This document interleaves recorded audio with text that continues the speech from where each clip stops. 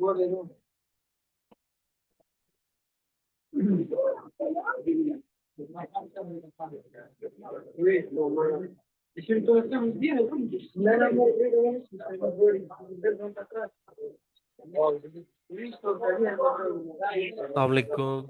Kindly mute yourself. Hello everyone. Assalamu alaikum. Hopefully you all are doing well. Or I would request everyone to mute your mics so then I'll start the session. Uh, I'm trying to mute everyone, but there are a lot of people here, so I would request everyone to mute their mic so that we can possibly start the session. I'm checking that who is unmuted. Yeah, just give me a few minutes. Walusen, can you mute yourself? Okay, done. Yeah. Yeah, I did that. Yes. Yeah, hopefully everyone is muting. Someone just text me. We cannot hear you, Sarasim. Anam, I think it's problem is your end. I think everyone else can hear me. If anyone else have a problem, just let me know that if you cannot hear me. Yeah.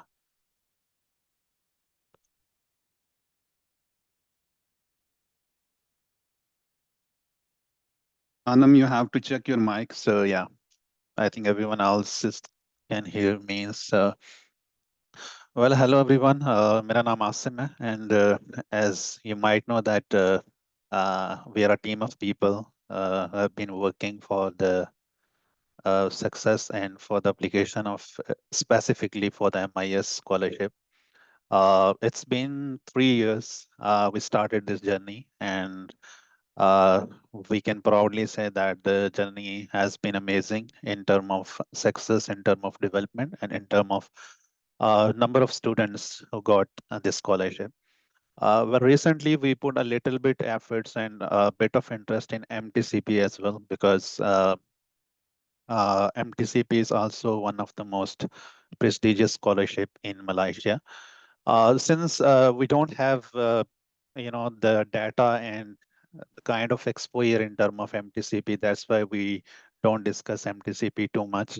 And we also have seen that MTCP does not give a lot of information, or we can say that they don't announce anything related to the number of seats, or we usually don't see number of scholars in MTCP. So that was the one reason we did not discuss a lot about MTCP.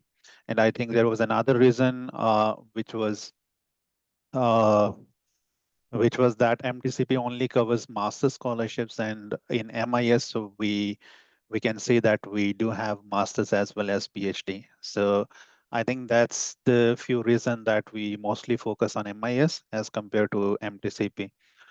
So in today's session, we do have our core members as well in our team, the guys behind all the magic, which we have been doing. As you guys, like most of you guys have seen the amount of effort and amount of energy and passion they are putting for your success. It's you cannot just imagine in any way. So it's a lot of work, because everyone is a full-time scholar. All those guys who are helping you out there, they are full-time masters or a PhD scholarship students. So they have their own commitments, they have their own responsibilities. But beside all those responsibilities, and beside that, all those the lab works and the research and the papers and everything, they're managing their time to help you out. So sometime I always mention this as well, that you should respect that, and you should respect their privacy as well. That sometime the people are calling late nights and those sorts of things. But having said that, I can only see right now Suleiman is here. So I would say, Suleiman, that open your mic and just introduce yourself as well, and a bit about your journey as well. And then we can see that if anyone else is here from our teams, and we can start discuss about the MIS, and what are the most important thing about the MIS you should consider, and what are the few most common question which people are asking about, that those questions which are continuously repeatable questions, or we can say that those are very technical, or we can say that the questions which are which you cannot find anywhere else. So yeah, up to you, Salman. Yeah.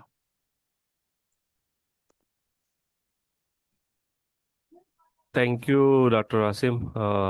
Assalamu alaikum and hello, everyone. My name is Suleiman Khan. I'm a graduate student, researcher in advanced materials at University of Malaysia, Pahang Al Sultan Abdullah. I'm a full-time MIS scholar.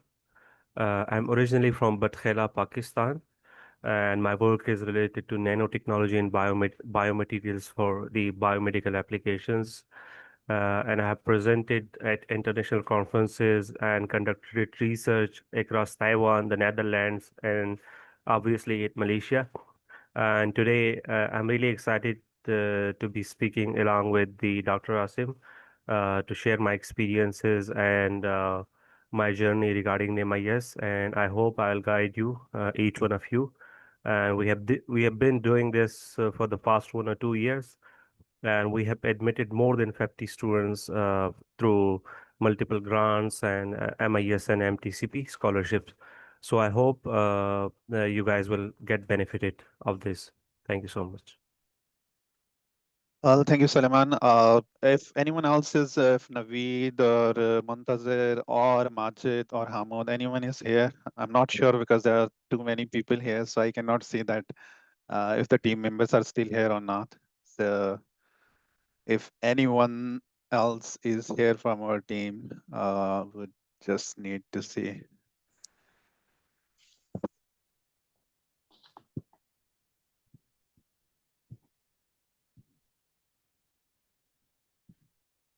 Someone just said that the meeting will end in 40 minutes, So but it far, I would. think no one is from our core team, and Yeah, that's it, totally fine. It's totally it's okay. fine. We can start, talking about that, what exactly going on and what are the important things you need to consider for the MIS.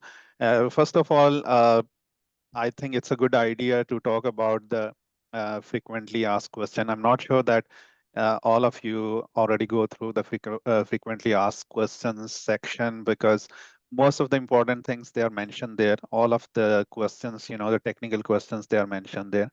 Uh, I've seen all of the four groups that most of the people are continuously asking about those questions, which are already mentioned there. So I think we will go through those questions, and after that, we will take your questions as well. And along those things, we will discuss about several other things on the way as well. But I think it is a good idea. What do you suggest, Suleiman? Because I just had a chance to look toward the frequently asked question PDF, and I find it very interesting and very helpful, because if we can cover the frequently asked question in that section, I think we would cover, I think, most of the 90 to 95% things in that frequently asked question section. Yeah, So that is okay. Do you have the PDF of the guidelines? yeah, I do have. I just downloaded that, and so So let shall we go through that me. first, the PDF, and then we can go to the FAQs and then the questions and the chat box, so we can also answer that. Yeah, let me share the.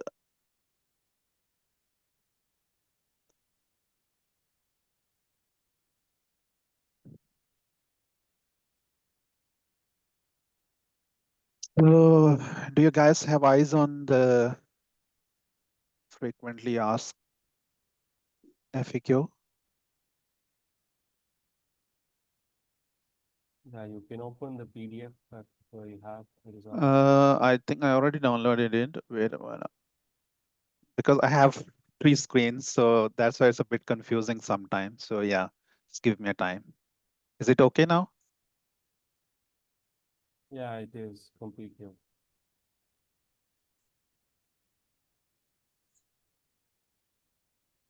So you guys can see the PDF, right?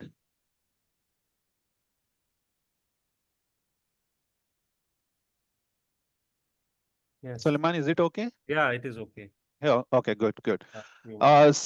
These are the frequently asked questions. I'm not sure that you guys already had a chance to look toward those important things, but I think most of the things are mentioned here. So we will go through these questions and we will discuss about that, what exactly they are asking about that, and what things you need to consider while you are considering all those points. First of all, the most important things you guys already know about the deadline, which is, most of the time the deadline is ranging around 1 month. So it is normally starting from the dates are already like it's sometime, the early April and sometimes start in the May, June. So, it's up and down, but usually you have around 1 month to complete your application. So this time you have around like 1 month, but not 1 month, half month. So yeah. It will be closed on the 30th of June. So you need to complete your application until the 30th of June and you need to submit your application. The second important thing I would ask Salman to mention about that, most of the people are confused about that Pakistan is not in the countries. Pakistan is not mentioned in the countries. So Pakistan is not included. So Salman, you want to tell people about this Yeah, because this is so one I've of the very also, common, yeah. yeah, so we always face this, and we get this question a lot since 2 years. Pakistan comes under the Commonwealth countries, the CPA region of Asia. So Pakistan is included there. So when you go to the applications, a lot of friends has already submitted the applications. Two, three of my closest friends has already submitted the application. So you can, just go through it and just fill out your application, and you will find out that your Pakistani nationality will work there. One of the interesting thing which they previously mentioned about the Commonwealth, because they mentioned only Commonwealth previously, but this time they also mentioned the countries, but they did not mention the Pakistan. I'm not sure why. We haven't had a chance to email them about that, but I think if they are mentioning mentioning, sorry, about the other countries, they should mention about the Pakistan as well. But you don't need to worry about that because uh, when you scroll down the application, you would find the Pakistan name there, and then you can easily, submit your application. So this is one of the confusion people always have. So hopefully you guys don't have this confusion that Pakistan is always there. And as Suleiman already mentioned that in past 3 years, we can proudly say that we have more than 60 students on who got selected on our platform. I'm not talking about the people who got selected like from the Facebook, from any other help, or the people who applied their own. The people who applied from our own platform through WhatsApp help, they got selection, like the maximum number of selection from Pakistan. So you guys would be okay. You guys are in a good hands. The team, the whole team, they're very passionate about the helping and the contributing toward the society and development of other students. So next, this is the very common question as well, that what universities are included and what universities are the good rank universities, and what are some of the best universities in Malaysia. Whenever it's come to the best universities, it's totally depend on which area you are actually working on. But I would say that some of the top universities are UTM, USM, UPM, UITM, UUM, UKM, mine university at 9 number where I did my master's, University Tun Hussein on Malaysia. And this is one of the very good university as well, because I have a very deep connection with the UTHM because I did my master's from there. So yeah, you have a bunch of other universities as well if you want to, look toward your, the area of interest. So all those universities are, they are under MIS, and I want to clarify one more point here, that you don't need to get the admission letter right now from these universities. Once you applied for the scholarship and then you get the scholarship, then they will give you 90 days to get the admission from these universities. So it is totally fine right now to just explore these universities, explore about the supervisors, and then later on, once you secure the scholarship, after that you can easily get the admission within 1 month, because you have a 90 days, and then you can easily get the admission letter from any of these universities, because you have three choices, then you can easily get the admission letter. So don't worry about that. So it's totally fine. Okay, Ji. So the next question is a similar. Do I need to apply to the university separately, or the admission to the Malaysian university is automatically obtained? You need to separately obtain the admission letter from the university, but not right now. You can get the admission letter on the later on, but yes, you will not automatically consider for the university admission once you applied for the MIS. So you need to put the application for MIS right now. And after that, once you get the scholarship, the later on you can apply for the any university in you have selected three universities, so you can get the admission letter. Yeah, the question number fifth, which I already mentioned, as you guys can read as well. The interested parties are allowed to apply for MIS without having secured a place in Malaysian public or private university. However, upon being selected or awarded for the MIS, the awardee are required to gain the admission into a university within 90 days of MIS offer letter issuance. So it is very clearly mentioned, and most of the guys are like, they always, they're afraid about that, or we need admission letter to, to increase our chances. Admission letter is not going to increase any kind of chances for your selection. So don't worry about that. It is a very minor document in your selection. The major contributor will be the proposal, your motivation, and, your other stuff as well. So, Suleiman, would you like to go after 6? So I think that would be good. Yeah. All right. What is the Yeah. level of study available under MIS? So both masters and PhD can apply. My best will be a bit faster than Asim. So I think everyone knows that master and PhD students can apply. Other than that, is MIS available for part-time postgraduate student? No, MIS only covers full-time masters and PhD studies. If someone is doing part-time study, so that is not recommended. Uh, Criteria क्या है? What are the eligibility criteria for MIS? A person should know more, not more than 40 or 45 years old at the time for the master's or PhD level, respectively. Uh, uh, आपके जो है ना good academic qualifications होनी चाहिए। अगर आपकी CGPA 3 है या सेकंड क्लास upper division है, तो that is recommended, and that increases your chances of getting selected for the interview, not scholarship. So they will call you for the interview, and then in the interview they can ask you questions regarding your research proposal. PhD candidate की भी यही criteria है कि 3 से अगर CGPA ज़्यादा हो तो वो बेहतर है। एक और जो इम्पोर्टेंट चीज़ है कि good proficiency in the English language. यहाँ पे आइल्स की ज़रूरत नहीं है। अगर आपके पास इंग्लिश प्रोफिशेंसी है, अगर आपका प्रीवियस कोर्स इंग्लिश प्रोफिशेंसी आपके पास अवेलेबल है, so you can use that letter and MIS will happily accept that. Research proposal जो है इसका डिपेंड करता है, मिनिमम 1000 वर्ड्स होने चाहिए आपके पास, और इसमें आपके बाकी चीज़ें होनी चाहिए, introduction, literature review, objective, problem statement, research methodology, और आपकी एक थोड़ी सी टाइमलाइन होनी चाहिए, आप प्लान ऑफ वर्क होना चाहिए, और आपके फिर जो एक्सपेक्टेड रिजल्ट्स है या रेफरेंसेस वगैरह है तो वो होने चाहिए। We are getting a lot of questions regarding the research proposal, that how should we produce a research proposal. तो आप सबको पता होना चाहिए कि रिसर्च प्रपोजल क्या चीज़ है और मुझे काम क्या करना है। अगर आपने बैचलर प्रीवियस एक्सपीरियंसेस के थ्रू रिसर्च प्रपोजल लिखना है, या आप किसी के साथ काम करना चाहते हैं जो आपका मास्टर या PhD वाला सुपरवाइजर है, और उनको उनका काम देख के या उनका कोई करंट प्रोजेक्ट या करंट रिसर्च वर्क देख के उससे रिलेटेड कोई रिसर्च प्रपोजल बनाए, you can get an idea from the ChatGPT or any other AI softwares, but don't completely rely on that. Just try to manage a good research proposal that is attractive even for the MIS and also for your supervisor.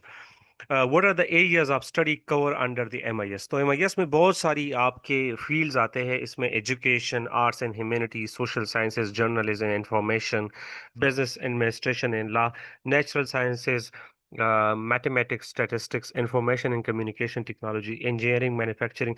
फिर इसमें इस तरह के fields हैं जो अगर natural sciences में देखें तो बायोलॉजी, केमिस्ट्री, ये सारी चीज़ें आ जाती है। इंजीनियरिंग में आपकी मटेरियल साइंस या बाकी सारी चीज़ें आ जाती है। So this includes almost everything, not including medicine, nursing, and pharmacy. So these are something that are excluded. ये सारी चीज़ें होनी चाहिए। How do I apply for MIS? ये एक वेबसाइट है, आप सबको आई थिंक ऑलमोस्ट पता चल गया होगा कि इस वेबसाइट के थ्रू हमने अप्लाई करनी है। तो सिस्टम पे चूँकि रश ज़्यादा होता है, so if you rush your application now, अगर आप आखिरी या लास्ट आवर पे आप अपनी एप्लीकेशन ना छोड़ें, तो बेहतर होगा, क्योंकि फिर अक्सर ऐसा हो जाता है कि वो वेबसाइट इतना उस पे रश होता है कि फिर आपका वो जो सारी चीज़ें प्रोसेस ही नहीं होती, तो मोस्टली लोग कंप्लेंट्स करते हैं कि वेबसाइट इज़ नॉट वर्किंग। तो अगर आप जल्दी अपना एप्लीकेशन करें, 1-2 दिन में आप अपना रिसर्च प्रपोजल बनाएं, बाकी एप्लीकेशंस और सारी चीज़ें फिल आउट करें, and just right away apply and make attractive applications, so that will help you a lot. What does the selection process involve? Upon the closing of the online application period, the application documents will be screened. Shortlisted applicants will then be invited for an online interview, और फिर interview में जो है आप related जो research proposal related है, वो questions आपसे पूछे जाते हैं।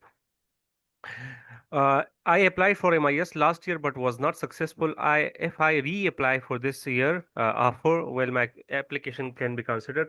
All applications are treated as fresh application. ऐसा नहीं है कि अगर आपका कोई last time आपने rejection ली है, तो ऐसा नहीं है कि वो उसको consider करेंगे.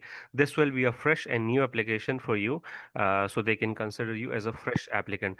Is there any application fee for MIS? No, there is no application fees for MIS, as the application is fully done online. तो अगर आपसे कोई वो सुपरवाइजर आपको कह रहा है कि यूनिवर्सिटी की रजिस्ट्रेशन फीस दे, जो 100 रंगीट होती है या 200 या 300, जो वो यूनिवर्सिटी की फीस होती है, लेकिन MIS आपको 1 रुपया भी चार्ज नहीं करेगा।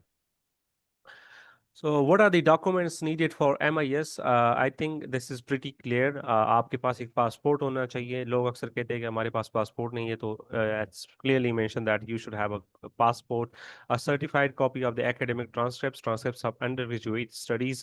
अगर आपके मास्टर है तो मास्टर की भी ट्रांसक्रिप्ट होनी चाहिए। Yes, sorry, Solomon, I would like to add something here because a lot of people are very much confused about the certified copies of academic transcript. So there is something you need to consider. There are one documents which are your original documents. Your original documents, if they are already verified from HSC, IBCC, or MOFA, so they are already certified. So it's mean that you can directly scan your original documents and you can easily upload those documents. Those are totally fine, 100% okay, and those are the best documents. And if they are asking for the certified copy of academic, then what you need to do is to, if your documents are not attested or verified from HEC, MOFA or Foreign Affairs Office or IBCC, then what you need to do is to print out your document, and then the copy of your document you can attest from anywhere, notary or 17 grade officer. You can verify it from anyone. I think this question is coming up as well, so we will discuss there as well. But this is very important. A lot of question I receive in the inbox as well about that. You can continue, Salman. All right. Must be submitted together with a certified official document issued by the applicant's alma mater, describe the institution grade system. Certified, ये फिर एक चीज़ है कि आपके पास अगर आइल्स है, TOEFL है, तो it's better if there is nothing like that, so you can proceed with the English proficiency that your previous course was in English. Letter of recommendation आपके पास होने चाहिए। अगर आपका प्रीवियस सुपरवाइजर आपको लेटर ऑफ रिकमेंडेशन दे तो वो बेहतर होगा, otherwise you can take from any faculty members. Admission letter to Malaysian University. Applicants are currently undertaking postgraduate studies, or applicant have secure admission to the university. अगर आपने किसी university में admission लिया है, तो या आपको ऑफर लेटर मिला है, तो यू कैन अटैच दैट। अगर नहीं लिया है, आप ऑलरेडी मलेशियन, कुछ स्टूडेंट्स ऐसे हैं यहाँ पे, I was also the student जहाँ मैं मलेशिया आया था और फिर बाद में मुझे स्कॉलरशिप मिल गई, तो मैंने जो अपना ऑलरेडी लेटर था, तो वो मैंने सबमिट किया and then I got luckily selected. आपके पास एक सीवी होनी चाहिए। सीवी में आप हर चीज़ फिल आउट करें, आपकी रिसर्च एक्सपीरियंसेस, आपकी रिसर्च इंटरेस्ट, आपने अगर प्रोजेक्ट में काम किया है, आपकी bachelor degree, her cheese, thesis title and literally everything. Your CV should be very attractive, ताकि आपको वो that plays a huge part in your selection. Research proposal again for Master by Research or PhD applicants only. All documents are required to be in English. अगर आपकी कोई दूसरी language में कोई degree है या कोई चीज़ है तो then you have to translate और something like that. What is a certified copy of document and where can I get done? So you can have Yeah, your, yeah. yes, you I can just have your, explain about that. So this is uh, the same thing. Yeah, yeah. कोई भी हो कि आपको जो है ना वो endorse करे आपकी ये देखें, कमिश्नर है, delegations, government official, university staff, public notary, other authorised delegate, बहुत सारे लोग हो सकते हैं. हाँ, तो कोई भी हो तो आपके मोहल्ले में या सारी चीज तो आप कर सकते हैं. Who can be the referee for my letter application? Should be those who have the authority to provide information and comment on your performance in either the academic or professional setting with and your potential and suitability to be awarded this scholarship. अगर कोई आपको बेहतर करे, it could be your lecturers, supervisors, immediate superiors, but not your family members, relative or close friends. Mostly approach नहीं करते कि वो लोगों तक पहुंचे कि आपने इनको रिकमेंडेशन लेटर दिया अब एंडोर्स करें, ऐसा कुछ नहीं होता है एमआईएस में. बट इट्स बेटर दैट अगर आपका कोई प्रीवियस सुपरवाइजर हो या फैकल्टी मेंबर या आपके फील्ड से related, for example you are from chemistry background, so someone should be and from the chemistry. अगर मलेशिया में आपका कोई ऑलरेडी स्टूडेंट्स है तो ऐसा साइंटिस्ट हो जो आपको एंडोर्स करे जिसका मतलब काफ़ी प्रोफाइल वगैरह अच्छा हो, तो that adds a value. Is there any format or template for the letter of recommendation? No, MIS does not outline a specific format or template for the letters of recommendation. You may refer to the template online or utilize the template used by your preferees.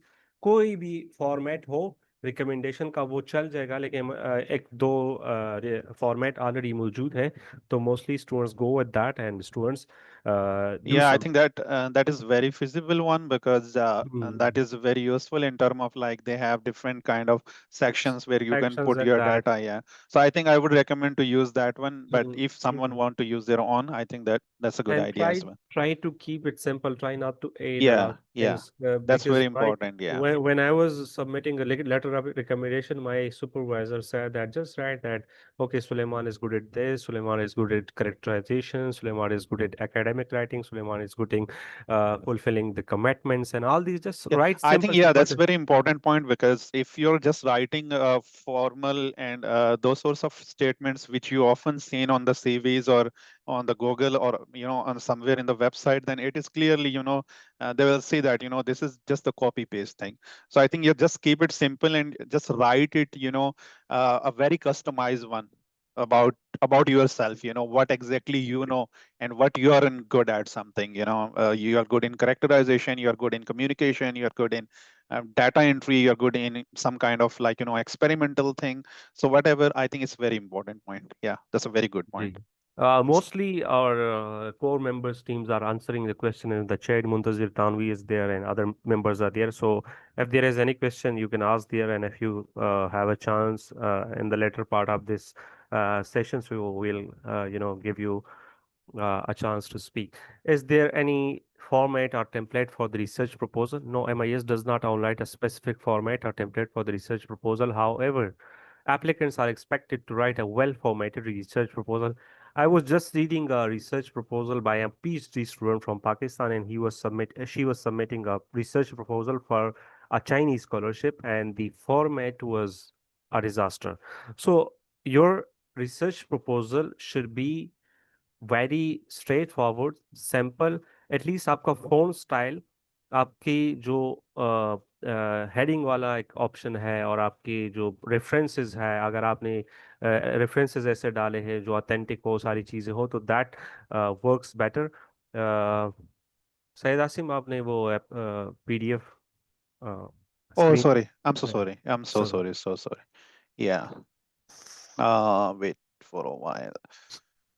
तो अगर Okay. आपका research proposal ऐसा हो जो attractive Yeah. हो, 5-6 pages with one a solid academic font जो आप times new Roman का है, और आपने कोई रेफरेंसेस ऑथेंटिक डाली हो, तो I think that is very simple and that works for you.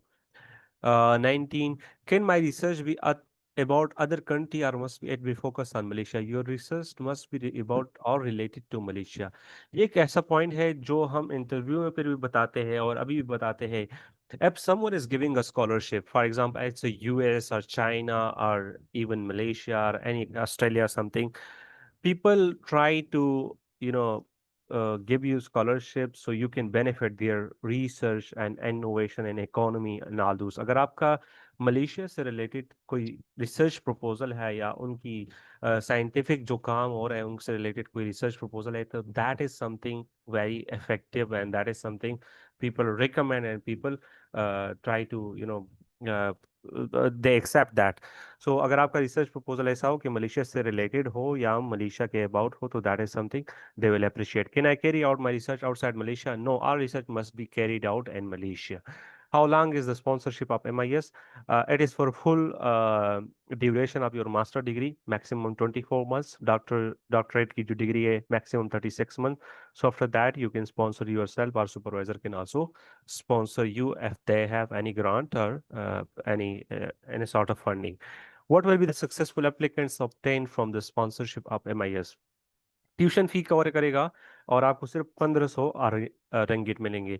अभी एमटीसीपी और एमआईएस में फर्क है, वो आपको टिकट भी देंगे, वो आपको 3500 रिंगिट भी देंगे, लेकिन एमआईएस जो है वो सिर्फ आपको 1500 MYR जो मलेशियन रिंगिट है, और इसके साथ साथ आपकी फुल ट्यूशन जो एक का मसला होता है तो वो भी आपकी कवर करेंगे। How will the tuition fees be paid?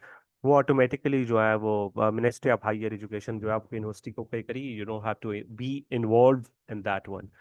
How will the living allowance be paid? वो आपके अपने आप पर होगा। एमआईएस जो है वो आपको 4 महीनों का स्टाइपेंड जो है वो अक्टूबर, फरवरी एंड जून में आपके अकाउंट में पैसे आएंगे, and then you have to deal with your expenses and everything from there.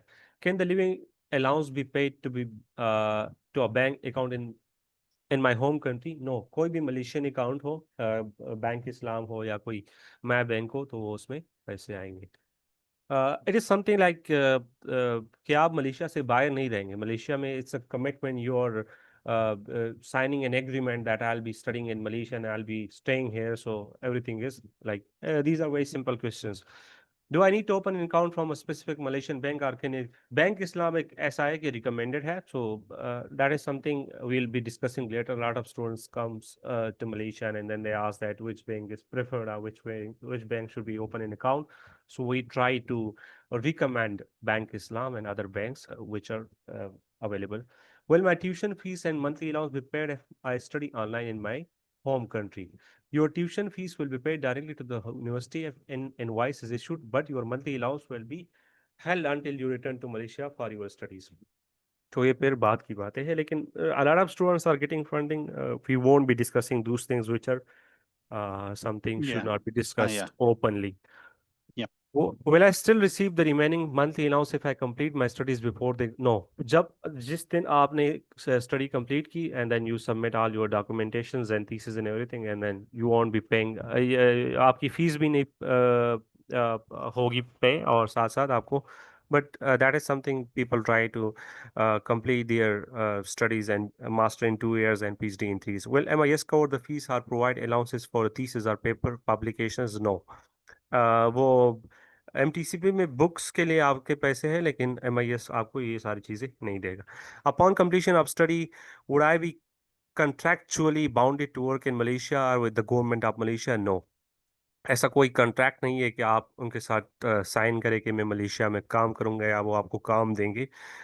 You have to, you'll have a lot of opportunities, so a lot of many ways to work in Malaysia or outside Malaysia or even in Pakistan. So your focus should be MIS scholarship, not Yeah, I work. think the day you complete your degree and then your visa is expired, and then they will ask you to leave the country Yeah. as soon as possible. So Yeah, what yeah, is the travel arrangement for successful applicants from their home country? Successful applicants are expected to arrange their own travel and lodging upon arrival in Malaysia. A lot of students will guide you, including me. A lot of MIS core members will guide you, and a lot of seniors will guide you. So I think I have not seen anyone who has faced any problem and traveling to Malaysia or coming into Malaysia. So it's pretty easy that you can travel to Malaysia without any sort of difficulty or something. Where can I find more information regarding MIS? So this is the website you can find. Who can I refer to if I have inquiries regarding MIS? So this is their main office. You can reach out to them. These are the numbers. These are the different contact. Uh, you can contact with them through email or number. So if there is anything else, you can ask us as well in the group. in person. Try not to be too much complicated with your questions. If the questions are simple and straightforward, so we'll try to reach out to everyone, and we'll try to solve all the queries related to MIS. Thank you very much, Salman. You have explained very well everything. I think we do have our other core members as well. I think Muntazir is here. So I would like to ask Muntazir if you want to add something, because at the later we have the session of Muntazir as well. He is going to conduct a separate session.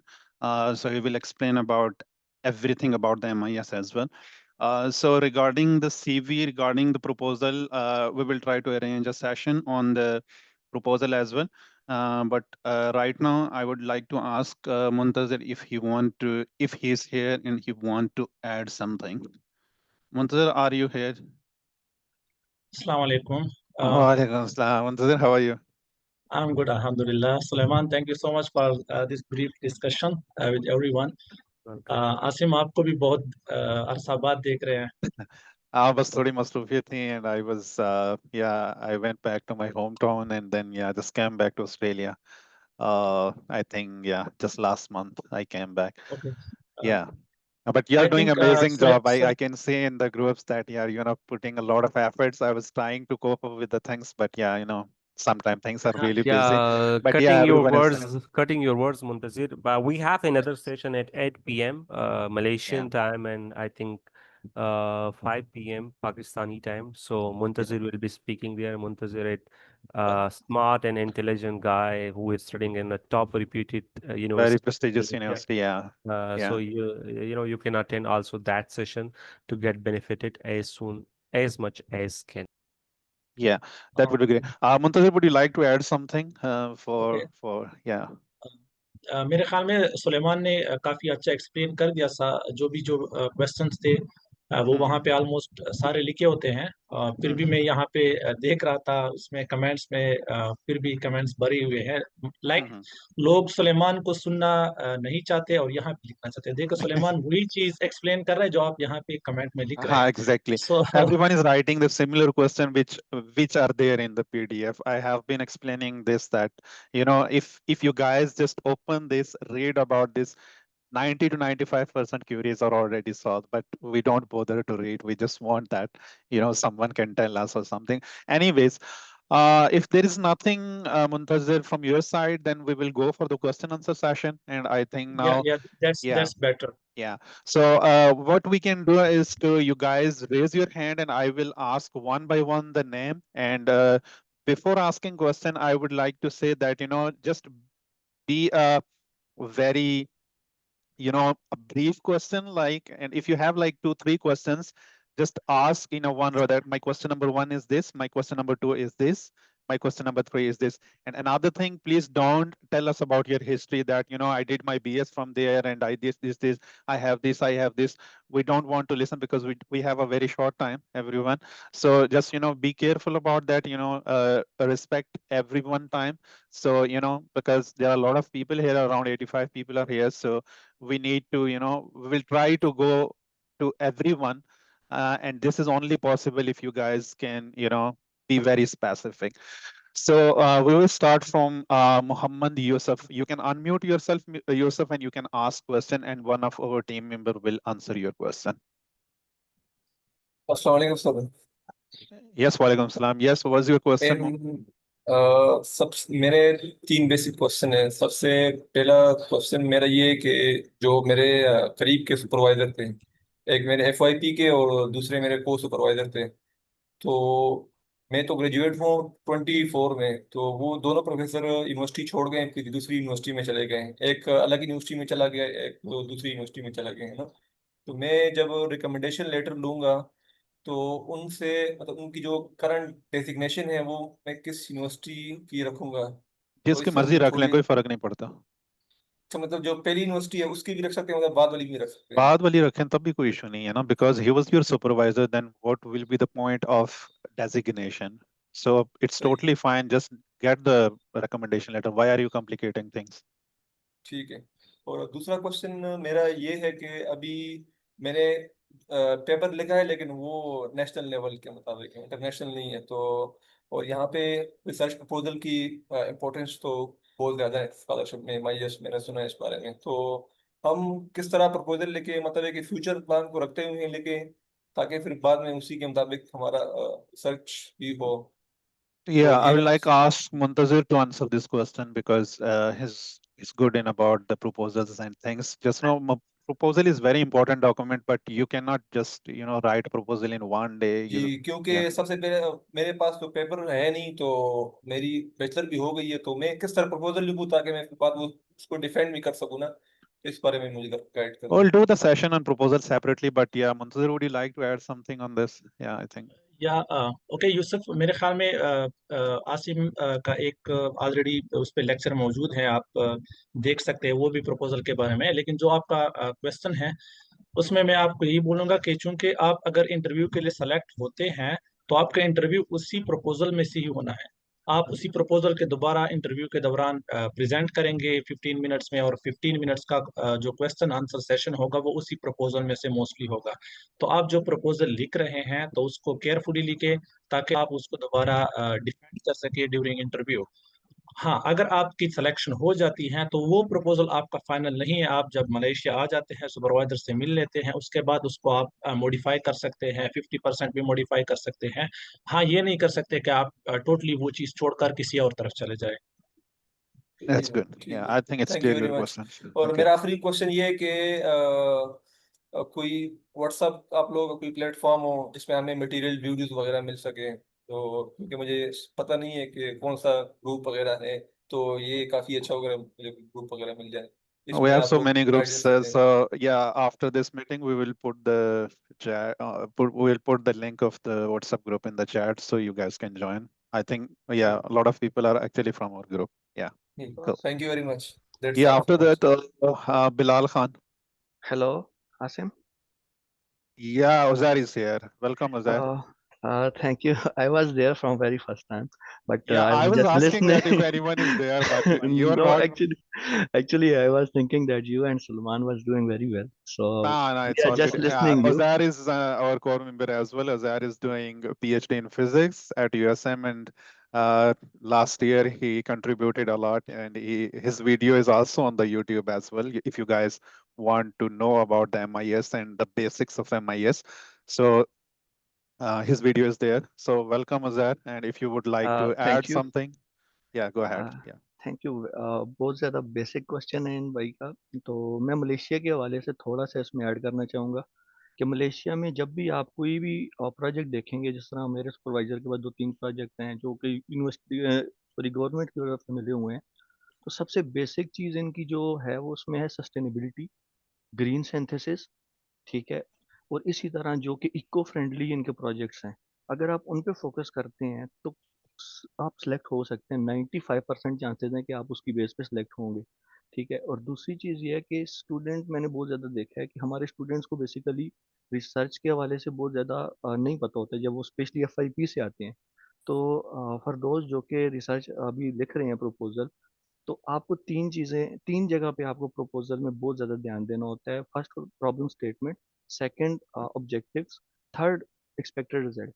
मैंने देखा है कि problem statement कुछ और होती है, objectives कुछ और होते हैं, एक्सपेक्टेड रिजल्ट कुछ और होते हैं।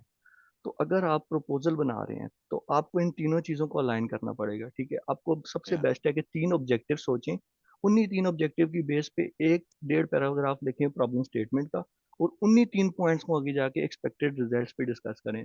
तो यहाँ पे आपका तकरीबन तकरीबन 50% जो आपका आउटलुक होता है ना प्रपोजल का, वो मिल जाता है आपको। Exactly. Yeah, this is very important. As I previously mentioned about the problem statement, if you could able to find the good problem statement, everything else is just rotating around that. So if you can find that what is the problem which you want to solve, and just Uzair mentioned about that, then you can align your objective around that, and then you can see the what are the forecast or what are the expected result for that. So very good addition. Thank you, Uzair. So we welcome. we'll go for the next question, which is the Hassam Ali. Yeah.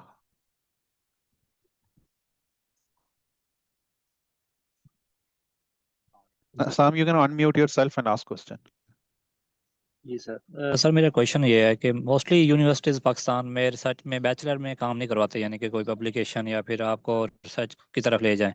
हम्म। तो हम जब masters के लिए apply करते हैं Chinese में या फिर यूरोपियन कंट्रीज़ में या कहीं भी, तो वहाँ पे पॉसिबल होता है कि पब्लिकेशन हो या फिर रिसर्च प्रपोजल आपको लिखना आता हो। बेसिकली पाकिस्तान यूनिवर्सिटी में ये बिल्कुल सिखाया ही नहीं जाता कि रिसर्च प्रपोजल होता है क्या और कैसे लिखा जाता है।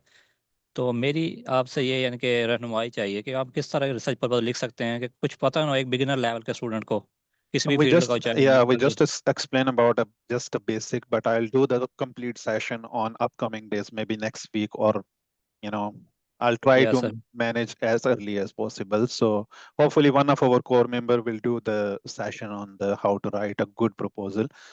We cannot explain here because research proposal itself is a whole topic. It's a, the separate whole session because it's a long thing. It's not just, we can just say something and it's just, yeah. Okay sir, thank you. Okay, so who is the next one? Afshin Zamir, you can unmute yourself and ask a question.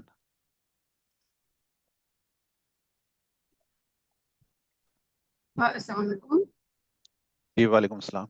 What's your question? मेरा question ये था कि हम लोग अब masters के लिए जैसे अप्लाई कर रहे हैं, तो basically we are I am married girl, तो मुझे अपनी फैमिली के साथ, डिपेंडेंट्स के साथ मूव करना है इफ आई गेट स्कॉलरशिप। उसमें फिर Yes. क्या हमारे प्रोस एंड कॉन्स हो सकते हैं, क्योंकि डेफिनेटली हम अकेले तो जा नहीं सकते बच्चों को छोड़ के, तो इसमें Well, मुझे थोड़ी सी आपकी चाहिए थी कि MIS would pay only for your cost, like 1,500 ringgit. The rest you can bring your family if you have a financial means. The pros and cons, there are a lot of pros and cons. We cannot discuss everything here, but in terms of financials, you need to manage everything for your family, your dependents, and the MIS will only give you 1,500 ringgit per month. So you can manage the family there within the 1,500, but I mean, like, there's so many other things. Maybe at the later stages, if you got selected, then we will guide you through. Yeah. Sir इसमें husband अगर professional हो तो उनके work opportunities के हवाले से किस तरह से हम इसको मैनेज करेंगे? जैसे दोनों, अगर मुझे अलाउ नहीं है ना वर्क, लेकिन Yes. हस्बैंड तो अलाउ होना चाहिए उनको, तो इस पे क्या Well, in Malaysia, it's not really allowed things or something, but we cannot discuss about the work things there because we are totally focused on, the students and their scholarship. We never discuss about the job perspective and those sorts of things because whenever it's come to the Malaysia, we never think about the job or earning or stability because Malaysia is not the country where you can stable yourself as a student because Malaysia is not giving that kind of opportunities. In Malaysia, it's only focused on that use it as a country to secure a scholarship in the country where you can achieve your dreams and those sorts of things because Malaysia can act as a base camp. Malaysia is not the country because Malaysia में international students के लिए वो opportunities after education नहीं है. So, but Malaysia में जो research है वो बहुत अच्छी है. Masters level पर, PhD level पर even बहुत अच्छी research है, तो वहाँ से आप के लिए आगे जाना बहुत आसान हो जाता है. मतलब there are a lot of people who are getting jobs there as well, but what I'm saying is that if you want to bring your family, you need to consider those things as well. But we will discuss about those things on the later stages. We cannot discuss here. So yeah, unfortunately, sorry about that. Abdullah Babir, what's your question?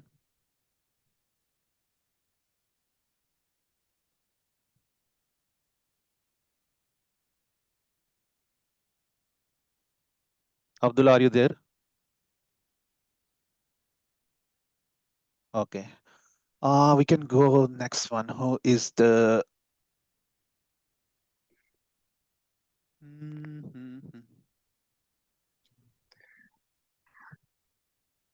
I cannot see any other hands. Do you guys have any other questions? If someone have, Zuber Khan. Amani, Suhail Shahzad, Akbar Ali, Zubair Khan, Neelam Mahar. okay, I cannot see their hands. Why? It Akbar Ali. Yes, I can see your hand.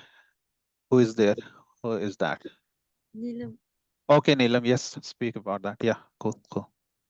Sir मेरा ये question था कि अगर हम लोग without acceptance letter professor से contact किए बगैर पीएचडी के लिए अप्लाई करते हैं एमआईएस में, तो उसके लिए एक स्पेसिफिक यूनिवर्सिटी की वेबसाइट पे जाएं, वहां से वेबसाइट पे किसी प्रोफेसर के रिसर्च इंटरेस्ट को देख के उसके अकॉर्डिंग रिसर्च प्रपोजल बनाएं, लेकिन वो तो बहुत स्पेसिफाई हो जाएगा। You can write your own proposal. It's not very mandatory, but I think Suleiman or Uzair or Muntazir can, you know. Sir हम जनरल बना तो सकते हैं, लेकिन अगर उसके रिलेटेड रिसर्च ही नहीं यूनिवर्सिटीज जो हम चूज करते हैं, तो जिस तरह सिलेक्शन के चांसेस तो कम ही हैं।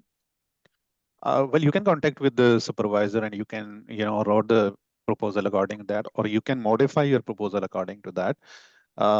But, whatever you have, you can just try to match your proposal with someone in there, and then you can just modify things. I'm not saying that you can so इसमें complete. ये बात है कि MIS is not an organization जहाँ आप research करते हैं। MIS is a scholarship and that is funded by the Ministry of Higher Education Research। तो आप यूनिवर्सिटी या सुपरवाइजर के साथ ही करते हैं। तो अगर आप एक ऐसा रिसर्च प्रपोजल लिखते हैं जो सुपरवाइजर से एंडोर्स कर सके और वो फिर आप MIS को सबमिट करें, so that is a wise thing कि आपको चांसेस भी बढ़ती है और आप बेहतर एक्सप्लेन भी कर सकती है। और फिर आप ये भी बताती है कि मैं सुपरवाइज़र के ये साथ यही काम है, ये करंट रिसर्च वर्क है, मैं इसमें काम करना चाहती हूँ। तो MIS give you the platform कि आपको वो रिसर्च प्रपोजल आप उनके सामने प्रेजेंट करें और वो उससे इम्प्रेस होकर आपको स्कॉलरशिप दे। तो that is the way. Cool.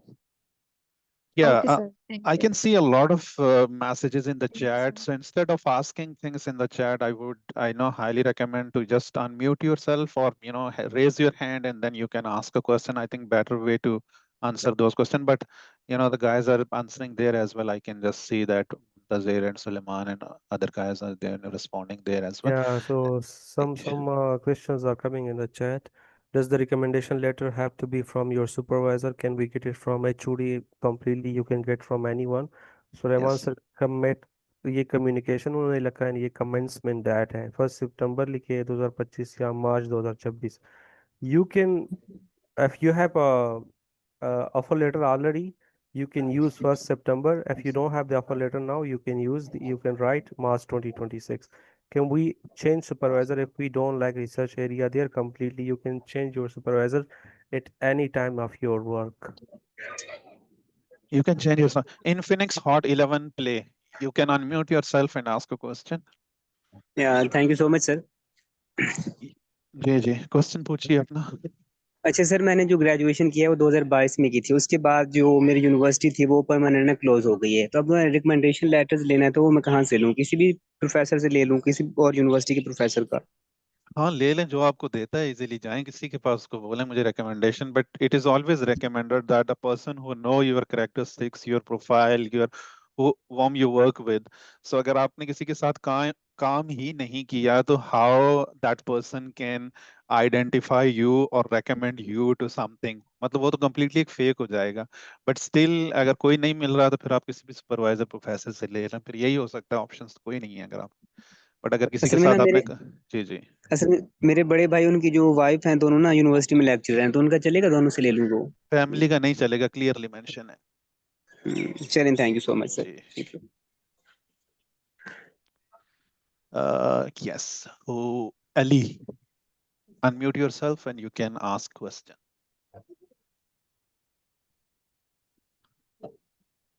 Thanks a lot sir. मेरी आवाज आ रही है सर आपको? जी आवाज आ रही है, you can sir speak now. Sir question मेरा ये है कि मैं इस ईयर जो है CSC का मीनर हूँ BIT university, Beijing institute of technology. जी बताइए। तो यूनिवर्सिटी ऑफ हिमालय से प्रोफेसर है, वो भी एक्सेप्ट, यानी उसने मुझे एक्सेप्टेंस लेटर दे दिया, मुझे नेक्स्ट प्रोटोकॉल बता दिए सारे सिनेरियोस। तो क्या मेरा यानी कि इसी ईयर मैंने जाना है अगस्त में, जो CSC का विनर भी हूँ और यूकेएस के भी अप्रोक्सीमेटली 99% चांस है कि वहाँ फिल कर लूँ। मुझे तो सही और समझ नहीं आई है, अगर मुंतजर आपको आई है समझ, आप यूनिवर्सिटी ऑफ आवाज हिमालय में। आवाज थोड़ा सा मैं जस्ट 2 मिनट क्लियर मैंने नहीं। अपनी हैंड चेंज कर रहा हूँ, Okay, आपको okay, विजुअल we जी can जी we जी can take आप anyone entry else's change। questions. Okay, yeah. Okay. Sir तब तक मैं दोबारा क्वेश्चन कर दूं? सॉरी, अब डिस्टर्ब कर रहा हूँ। नहीं, आपसे पहले अब इकबाल भाई का नंबर है। Iqbal, you can unmute yourself and you can ask question. Hello, thank you so much Asim भाई, बहुत बहुत शुक्रिया आपका। No worries, you can ask your question. Asim भाई, मेरा क्वेश्चन ये है कि मैंने यूनिवर्सिटी पे अप्लाई किया था, मलेशिया का जो यूनिवर्सिटी है वहाँ से मुझे कल एडमिशन ऑफर लेटर जो है वो रिसीव हो चुका है। ठीक हो जब गया। मैंने वो एक्सेप्ट कर लिया तो वो डेट एक्सपेक्टेड डेट मांग रहा है कि आप किस डेट पे आएंगे, और ये जो ऑफर लेटर है ये 6 मंथ्स के लिए वैलिड है। तो इस हवाले से मुझे थोड़ा गाइड कर लीजिए। और दूसरा एक पॉइंट क्वेश्चन ये भी है कि ये मेरी खुशकिस्मती है कि जो सुलेमान भाई का रिसर्च एरिया है नैनो टेक्नोलॉजी, मेरा भी वही एरिया है। तो मैंने सीवी भी अपडेट की है और रिसर्च प्रपोजल भी बनाया है। तो मैं काइंडली चाहता हूँ कि सुलेमान भाई मेरा वो रिसर्च प्रपोजल जो है वो रिव्यू कर ले, ताकि एमटीसीपी स्कॉलरशिप के लिए भी मैं अप्लाई कर सकूँ, क्योंकि जी Sul- आप उसका जी आप Salman, go basically ahead. Nano पे सिर्फ मेरा काम नहीं है, नैनो का जो गुरु है वो सैयद आसिम भी है, और नैनो इज तो ये एवरीवेयर, तो बड़ी नैनो इज एवरीवेयर। खुशकिस्मती की बात हो गई, ये तो खुशकिस्मती की बात हो गई। लेकिन मुझे आप दोनों में से किसी का भी नंबर अगर मिल जाए तो दोनों का मेरे लिए नंबर बहुत अवेलेबल भी शुक्रिया। है, ग्रुप में भी है, Inshallah, we'll try to review your research जो भी proposal, हो but कर I cannot देंगे। promise anything because nowadays I'm quite busy. But yeah, definitely You we will can try send to it to do me, that. no problem. So जो Yeah, भी yeah. होगा तो इंशाल्लाह Inshallah, we'll try our best. Inshallah, we are here to help you, so I'll do that. Thank you, thank you. और Okay. Asim भाई को पहला question जो था, जो यूनिवर्सिटी का डेट मांग रहे थे हाँ, कि वो ये है कि आप 6 महीने के लिए ही वैलिड होता है। That's very true. महीने, अच्छा बिल्कुल यही शो हो रहा है। हाँ, तो वो 6 महीने के लिए वैलिड वैलिड होता है। सॉरी, वो ले लें, बस उसको लेके अप्लाई कर दें MIS पे, ऑल गुड है, सही। कोई प्रॉब्लम अगर नहीं है। इसमें मैं ऑफर लेटर आप उनको रिक्वेस्ट करके एक्सटेंड भी कर सकते हैं। हाँ, अगर वो उस कर सकते हैं। दैट्स अ गुड छह पॉइंट महीने एज में वेल। आप एडमिशन नहीं ले लेते तो आप उनको दोबारा रिक्वेस्ट कर इसको एक्सटेंड कर सकते हैं। यस। सही। आसिम भाई एक और भी क्वेश्चन है, सॉरी इसके लिए, कि मैं गवर्नमेंट सर्वेंट भी हूँ, तकरीबन मेरे 6 साल का तकरीबन गवर्नमेंट सर्वेंट का एक्सपीरियंस भी है। तो इस हवाले से क्या कर लूँ पे? नहीं, वो NOC लेके आप जा सकते हैं, अगर आपको स्कॉलरशिप मिल जाता है तो कोई मतलब मसला नहीं है। ये हाँ। स्टडी गैप वगैरह का कोई इश्यू तो नहीं है मतलब? नहीं नहीं, इशू नहीं होगा। अगर आपका तो solely depend on your documentation, your proposal, motivation, उन चीज़ों पे डिपेंड करता है। स्टडी गैप का इतना इशू नहीं होता। चलो, thank you so much, thank you, no thank worries, you. अल्लाह ऑल गुड। हाफ़िज़। जी, सोहेल शहजाद। अस्सलाम। जी, वालेकुम सलाम, बोले। सर मेरा पहला क्वेश्चन सर ये है कि मैंने ये पूछना था कि मैंने MPhil सर मैथमेटिक्स में सर किया है, तो क्या रिसर्च मेरा पेपर पब्लिश नहीं है? क्या MIS स्कॉलरशिप के लिए क्या मैं बाय थ्रू रिसर्च प्रपोजल जो है वो यूनिवर्सिटीज़ में अप्लाई कर सकता हूँ या नहीं, या उसके लिए मुझे किसी भी यूनिवर्सिटी के प्रोफेसर से सबसे पहले एक्सेप्टेंस जो है वो लेटर लेना पड़ेगा? आपने जो PDF पढ़ा था वो आपने सुना था उसमें? ये जो सुलेमान ने पूरा बेचारे ने रीडिंग की है, सारी PDF की, उसके बाद एक्सप्लेन किया, वो आपने सुना है? सर वो अनफॉर्चुनेटली मैं थोड़ा सा वो था, बाइक पे था, तो मैंने हैंड फ्री ली हुई थी, लेकिन सही तरीके से कैरी नहीं कर पाया था वो बात। चलें। पहली बात, पब्लिकेशन नहीं चाहिए आपको। बगैर पब्लिकेशन के ही सिलेक्शन होती है मोस्टली स्टूडेंट की। Proposal is very important. Proposal के बगैर तो डेफिनेटली नहीं होगा। और क्या क्वेश्चन है आपका इसके अलावा? ये क्वेश्चन था कि रिसर्च प्रपोजल पे काम मेरा चल जाएगा या मुझे किसी भी यही है। यूनिवर्सिटी से हाँ, नहीं, एडमिशन लेटर सेपरेट नहीं लेटर की चाहिए। जरूरत है? नहीं चाहिए एडमिशन लेटर, आप उसके बगैर अप्लाई कर सकते हो। अच्छा, इसमें चांसेस क्या ज्यादा हो सकते हैं चांसेस का मिलने मैं के? आपको नहीं बता सकता, because 85 people are here, around 63 now, तो हजारों के हिसाब से लोग अप्लाई करते हैं। तो चांसेस स्कॉलरशिप में कभी भी आप किसी को ये नहीं बता सकते। मेरी जिंदगी में या सुलेमान की में या मुंतजिर उजैर की, हम लोगों की जिंदगी में बाज़ औक़ात ऐसा फीलिंग्स आ रही होती थी कि 99.99% हमारी सिलेक्शन हो जाएगी, और वहां से इतनी मोटी किस्म की रिजेक्शन आती है ना कि बंदा एक दफा टेबल के नीचे घुस के रोता है। मुझे याद है कि जी सर। सिडनी और मोनाश से मेरे साथ ये हुआ था, और मुझे जहाँ पे लग रहा था कि बहुत होगी, तो इसलिए आपको कोई नहीं बता सकता कि आपके चांसेस कितने हैं। इसमें आप अपनी तरफ से एफर्ट डालें, कोशिश करें, मेहनत करें, रिपीटेशन, कंसिस्टेंसी के साथ अप्लाई करें। अच्छा सर, एक और चीज लास्ट मेरा क्वेश्चन ये है कि सर मेरा ना जी पेपर अंडर रिव्यू है, तो क्या सर वो मैं CV में मेंशन जो है वो मैं कर सकता हूँ? क्या वो मेरे लिए हेल्पफुल होगा कि नहीं? जी, जी कर दें मेंशन, कोई इशू नहीं। चलिए थैंक यू सर, जज़ाकल्लाह। Okay जी, who is next? Zubair Khan? Yes, sir. Sir, my question is related to letter of motivation. Scholarship mention their format for letter of motivation, but in your PDF there is answer no. So what's the reason or what the जी answer बताएं behind? Suleman इनको motivation letter के बारे में थोड़ा सा। कोई नहीं है मोटिवेशन लेटर ये है कि आप की क्या मोटिवेशन है, क्या फॉर्मेटिंग नहीं होती कोई उसकी, क्या फॉर्मेटिंग कोई नहीं है। आप सिंपल पीडीएफ या सिंपल एक वर्ड फाइल बनाएं, उसमें ये लिखे कि मैं मलेशिया में रिसर्च क्यों करना चाहता हूँ और एमआईएस के लिए मेरी क्या मोटिवेशन है। अपना रिसर्च वर्क थोड़ा बताए, थोड़ा इंट्रोडक्शन बताए अपनी, फिर research work, then why I need MIS and what is my motivation behind getting this scholarship. So keep it very simple. It could be 1 page or 2 pages, mostly 1 page. So just write it in simple words. And I think if you have a good CV and good research proposal, and then motivation letter, so that increases your chances of getting selected for the interview. तो एक Yes. Simple सा PDF आप बना सकते हैं, that is not something like rocket science. हाँ, non complicate things. मेरा लेकिन भी अपना सर जाती भी एक्सपीरियंस यही है कि कॉम्प्लिकेट नहीं करना चीज़ों को आपने। लेकिन सर वो स्कॉलरशिप वेबसाइट पे डाउनलोड के ऑप्शन पे अच्छा, अवेलेबल है मैं फॉर्म। इसको मेरे ख्याल में आप जी लोग मुंतजर खान। ये उस रिकमेंडेशन लेटर की बात कर रहे हैं कि वहाँ जी पे जी, जो ये जो रिकमेंडेशन। मुझे बात समझ आ गई आपकी। ये जो पीडीएफ है ये थोड़ा सा अपडेटेड नहीं है, ये प्रीवियस ईयर का है, तो अभी इन्होंने ये टेम्पलेट दिया हुआ है। This year you can use this template as well. So बाकी रिकमेंडेशन लेटर अगर आप ये वाला टेम्पलेट यूज नहीं करें तो आप अपना भी, प्रीवियस भी यूज कर सकते हाँ हैं, दूसरा कोई अपना भी। भी आप वाइट पेज भी कर सकते हैं, किसी यूनिवर्सिटी के फॉर्मेट में भी कर सकते हैं। उन्होंने क्लियरली मेंशन किया हुआ है कि you don't need to use that specific kind of the format, you can use your own format, so it's totally fine. Yeah okay sir, second question ये कि प्रोफेसर से एक्सेप्टेंस लेटर जो है लेना है वो मस्ट है, मैंडेटरी? ये थोड़ी देर पहले जो इससे पहले वाले बंदे को जो आंसर किया है वो हमने क्या आंसर किया है? सर सॉरी, मैं अभी आया हूँ लेट, यहाँ बिजली शाबाश, मुबारकबाद इश्यूज पेश है। करते हैं हम आपको इस बात पहले की। स्टार्ट में नहीं नहीं, ज्वाइन कोई किया फिर मसला नहीं, बिजली। It's all good. नहीं चाहिए आपको एक्सेप्टेंस लेटर, नहीं चाहिए आपको।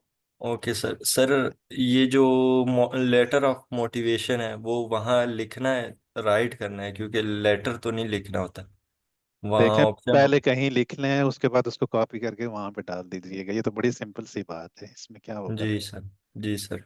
Okay sir, thank you. Okay, no worries, all good. जी, who's next? बिलाल।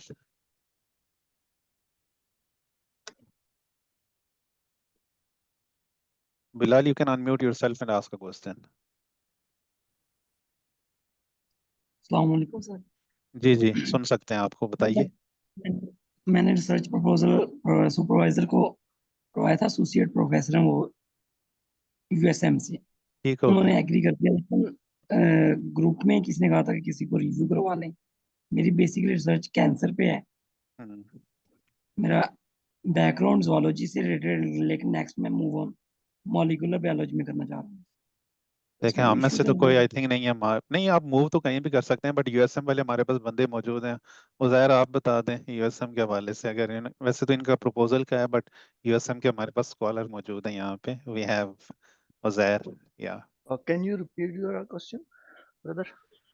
कह रहे हैं कि फील्ड चेंज कर रहे हैं, आई थिंक उससे कोई इशू तो नहीं है। अच्छा, हाँ, फील्ड चेंज करने का मलेशिया में या किसी इंटरनेशनल यूनिवर्सिटी में कोई इशू नहीं है, सिवाय आप अगर वक्त पाकिस्तान जाते हैं तो एचईसी आपको कभी भी इक्वलेंसी नहीं देगी, ये आपने ध्यान में रखना है। क्योंकि सम टाइम आपकी जो फील्ड है वो मैच नहीं हो रही होती है। अगर आप एक पीछे जोलॉजिकल में आते हैं और आप आगे ट्रीटमेंट में जाते हैं और जोलॉजी में नहीं है, टोटली फील्ड चेंज है। तो अगर तो फील्ड सेम आ रही है, स्पेशलाइजेशन का फर्क आ रहा है, फिर तो आपको इक्वलेंसी मिलती है।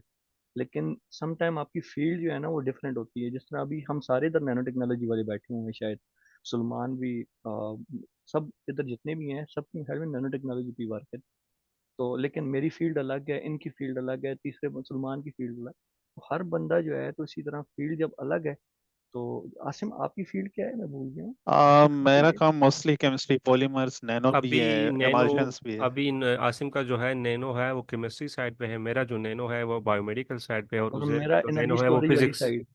फिजिक्स और इस तरह के मटेरियल और नैनो एनर्जी मटेरियल स्टोरेज पे है। Energy Energy. स्टोरेज पे हाँ, आपका, जी लेकिन जी। हम ऐसा है कि जब आप डिफरेंट मलेशिया फील्ड पे आते हैं। हैं, बल्कि not only Malaysia, when you come out from Pakistan, a lot of your perspectives will be changed related to बहुत this चेंज field होते हैं and all. Definitely, internationally things are very My bachelor was in biotechnology, my master is in material science, and my PhD I already got offer letter, and my PhD is going to be in biomedical sciences.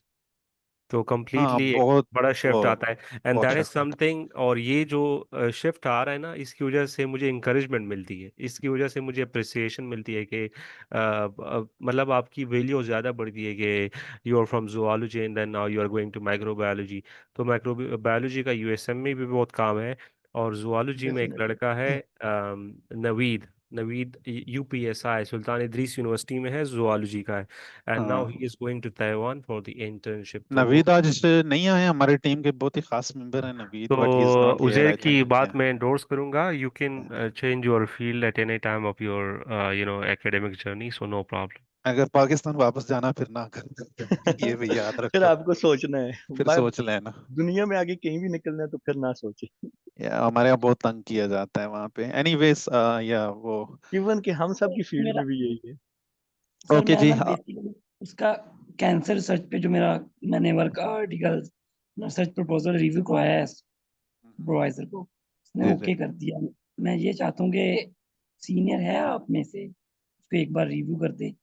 नहीं, हमारे supervisor में ने से किसी cancer research नहीं है आई जी think, हम में जी, से रिव्यू कोई भी। कर देंगे। खैर, आप अच्छा मुझे भेज सलमान है, सकते हैं। चलो माई ठीक है Salman. I took some courses related to the toxicology in cancer, so you can send out to me. Apart from one more thing, I'll be adding shortly to your question, and then we'll be moving on to the next questions. Sure sure. We work in the lab. Saeed Akim is also working in a diverse lab. Uzair is also working in a diverse lab. When you sit in a lab outside of Pakistan, even in Pakistan, GIK, NUST, and all these, in your lab also, you will find people from mathematics, physics, nanotechnology, biomedical sciences, and artificial intelligence, and people are just working on everything. Just they, mathematics are working on mathematics वाले biomedical के काम कर रहे हैं, statistics वाले biomedical के काम कर रहे हैं, nanotechnology वाले जो physics वालों के काम रहे हैं. So it's kind of diverse now. So you should have, a multicultural background, sorry, multidisciplinary background. Disciplinary background, yes So yes, that adds value. जबरदस्त। Yeah, it is very important. That's good. Okay, I'll move to the next question, which is the next one. मुझे तो नजर नहीं। Mohammad Yusuf, do you still have any question? आपका हाथ अभी भी ऊपर है। ये तैयब वहीद है, सर आकिब जावेद है। आसम भाई, जी मेरा एक क्वेश्चन वैसा ये भी है कि मतलब अगर हम कोई सिलेक्ट होता है तो वहाँ लाइफ के हवाले से क्या मतलब है कि क्या सूरत मैं हाल आपको मलेशिया सिंपली ये की है? बता देता हूँ कि अगर मुझे ऑस्ट्रेलिया में, अभी ऑस्ट्रेलिया में बैठा हुआ हूँ, और मलेशिया और ऑस्ट्रेलिया दोनों में से अगर मुझे कहें कि हम आपको नेशनलिटी देते हैं, आप किस मुल्क में रहना पसंद करेंगे, तो मैं मलेशिया को चूज करूंगा। इसकी वजह क्या है? इसकी वजह ये है कि यार सुकून है वहाँ पे, it's a very peaceful country, you would find your self religiously very comfortable, environment बहुत अच्छा है, everyone is so polite, and beside that food is amazing, and it's a very developed country, मतलब उसमें यह है कि you will find all kind of facilities there. So that's why I love Malaysia. It's very close to my heart, and of course other guys as well. Suleiman is enjoying his life, Uzair is there, Naveed. Yeah, the struggle is there. I mean, like when you are in your student life, struggle is there, but it is one of the best countries specifically for the Muslims, specifically for the girls. Best.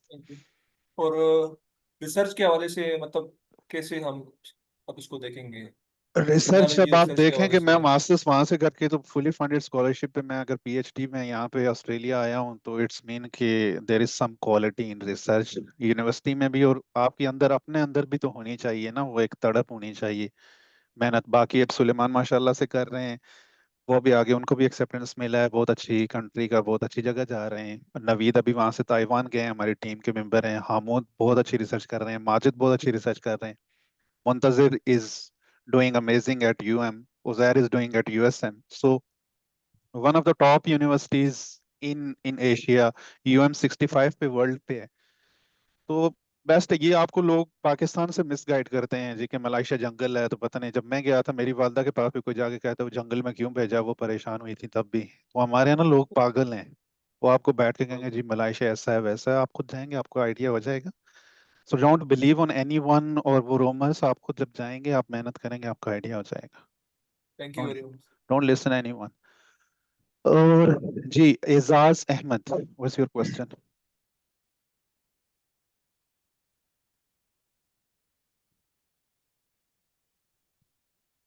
Ejaz नहीं, अमानी।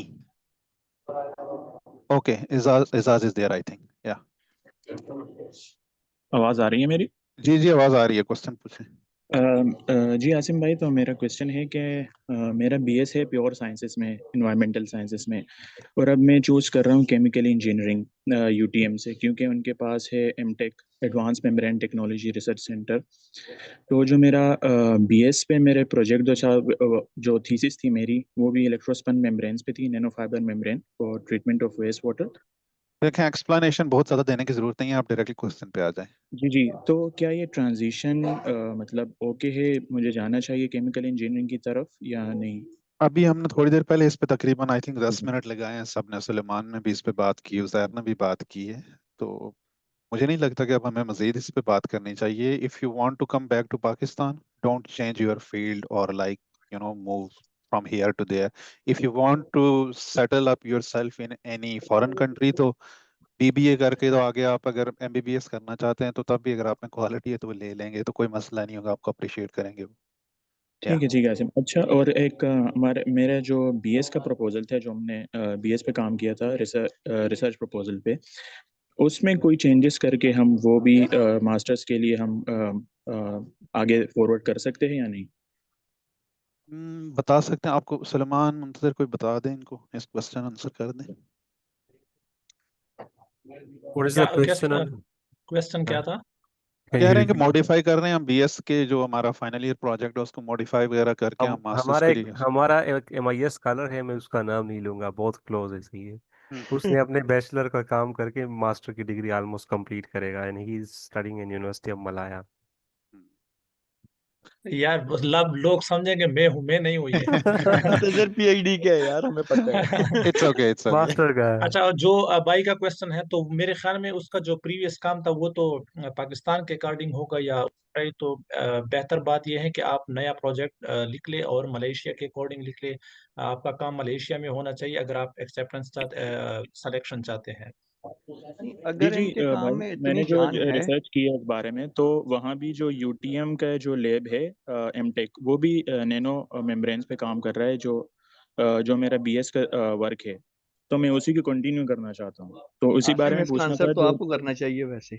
जी ये membrane पे काम कर रहे हैं nano technology पे, इसका answer तो शायद अगर आप। एप्लीकेशन सेम है, अगर आपका वो डोएबल है उस लैब में, तो भले करे। मैंने भी लेकिन मेम्ब्रेन्स बनाई थी, बड़ी फिट बनी थी वो। तो ये है कि बनाए मेम्ब्रेन्स अच्छी होती हैं। नहीं, मेम्ब्रेन्स बन तो जाती हैं लेकिन रिजल्ट्स आ जाएं तो या फिर अच्छी होती मुजम्मिल है। Ashraf, you can ask the question. ये मुजम्मिल को मौका दे दे, काफी टाइम ये से जो है वो। ना, जी जी वो मुजम्मिल आप। बर्स्ट आउट करेगा। तो मच सर, मेरा क्वेश्चन ये है कि मैं अभी एमफिल का स्टूडेंट हूँ और मेरा फर्स्ट ईयर कंप्लीट हो चुका है, अभी सेकंड शुरू हो गया है, तो उसमें मेरा थीसिस चलेगा। So should I apply for MIS for masters? क्या ये मेरे लिए बेहतर होगा? और मुझे टाइम स्लॉट भी थोड़ी सी प्लीज समझा दें, क्योंकि PDF में आई गेस ये मेंशन नहीं थी कि अगर सिलेक्शन हो जाती है तो फिर कब तक हमें यहाँ से मूव करना पड़ता है। जब तक आपका MPhil कंप्लीट हो जाएगा तो आई वुड रेकमेंड, मैं सीधा सा जवाब देता हूँ कि वर्थ इट नहीं है कि अब दोबारा से आप मास्टर्स करोगे। क्योंकि आपके मतलब बाकी लोगों की शायद राय डिफरेंट हो, if someone want to add something. लेकिन मैं आपको ये सजेस्ट करूंगा कि अगर आपके 2 सेमेस्टर हो गए हैं तो आपके एडमिशन होने तक, सिलेक्शन होने तक 3 हो जाएंगे। तो पीछे एक रह जाता है, तो छोड़ के जाना मतलब नहीं तुक बनती। बाकी अगर कोई इसमें बताना चाहता है तो क्या। ये तो खुद आप इसका अंदाजा लगा सकते हैं कि अगर आप अक्टूबर 2026 में ज्वाइन करेंगे, अगर आपकी सिलेक्शन हो जाती है तो आपका MPhil कंप्लीट हो गया होगा या नहीं। सर अगस्त में कंप्लीट हो जाएगा। अक्टूबर नहीं, सॉरी, मार्च 2026 में। वो hmm okay sir, thank worth you so it much. नहीं है, वर्थ इट नहीं है, बिकॉज पीएचडी के लिए ज्यादा अपॉर्चुनिटीज होती हैं। नेक्स्ट ईयर आप अपने पीएचडी के लिए अपने एमफिल पे मेहनत करें और पीएचडी के लिए नेक्स्ट ईयर अप्लाई कर दें। Okay sir, thank you. No worries, all good. जी, हु इज नेक्स्ट? मुंतज़िर देखें कौन है नेक्स्ट, ये किसी का अगर हाथ अमानी खड़ा हो। अमानी अमानी अमानी है, काफी टाइम से इनका ये अगर पानी क्वेश्चन है, पूछ ले तो। जुबैर Yes है, sir, yes sir. तैयबा है। Sir, I wanted to ask कि academic awards में क्या क्या consider किया जा सकता है? Can I add my Coursera certificates and the internships that I've done? You can add your internships, but Coursera certificate you can add.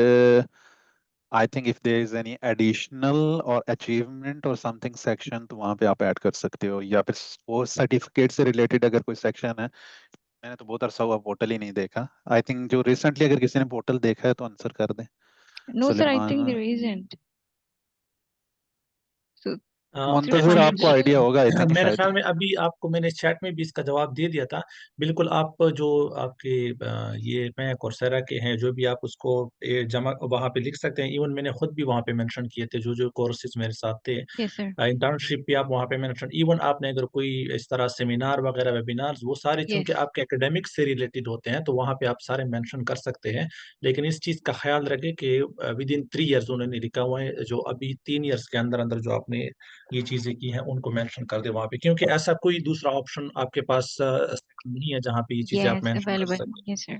I so think इसीलिए mention. one thing would be that make a single PDF, तो उसमें आप attach कर दें अपने बहुत सारे ना, तो वो I think that would be very feasible। जो रिलेटेड चीजें हैं उनका एक PDF, जो रिलेटेड है उनका एक PDF, तो something like that if Yes I'm sir, I not also mistaken। did that. But yeah, yes sir, I would do that. Thank you sir. Cool, cool, all good। Okay जी, who is else? ये एक अताउल मुस्तफ़ा एक question कर रहे हैं बार बार chat में, इधर तो आ नहीं रही, शायद उधर कर रहे हैं कि उन्होंने लिखा हुआ है कि उनका जीपीए जो मास्टर का है वो 2.7 है, लेकिन जो ग्रेजुएशन का है वो 3.1 है। तो बेसिकली अगर आप इसका आंसर मैं कर देता हूँ, अगर आप मास्टर्स के लिए अप्लाई कर रहे हैं तो फिर तो ग्रेजुएशन का जीपीए आपका काम कर सकते हैं, लेकिन अगर पीएचडी के लिए कर रहे हैं तो फिर आपको मास्टर का जीपीए 3 से ऊपर चाहिए। जी जी तो अगर 3 से नीचे है तो आप अप्लाई नहीं कर सकते, एलिजिबल नहीं है आप। जी जी, आवाज़ आ रही है सर आपको? हाँ जी हाँ आवाज आ आ रही रही है, है। हाँ जी।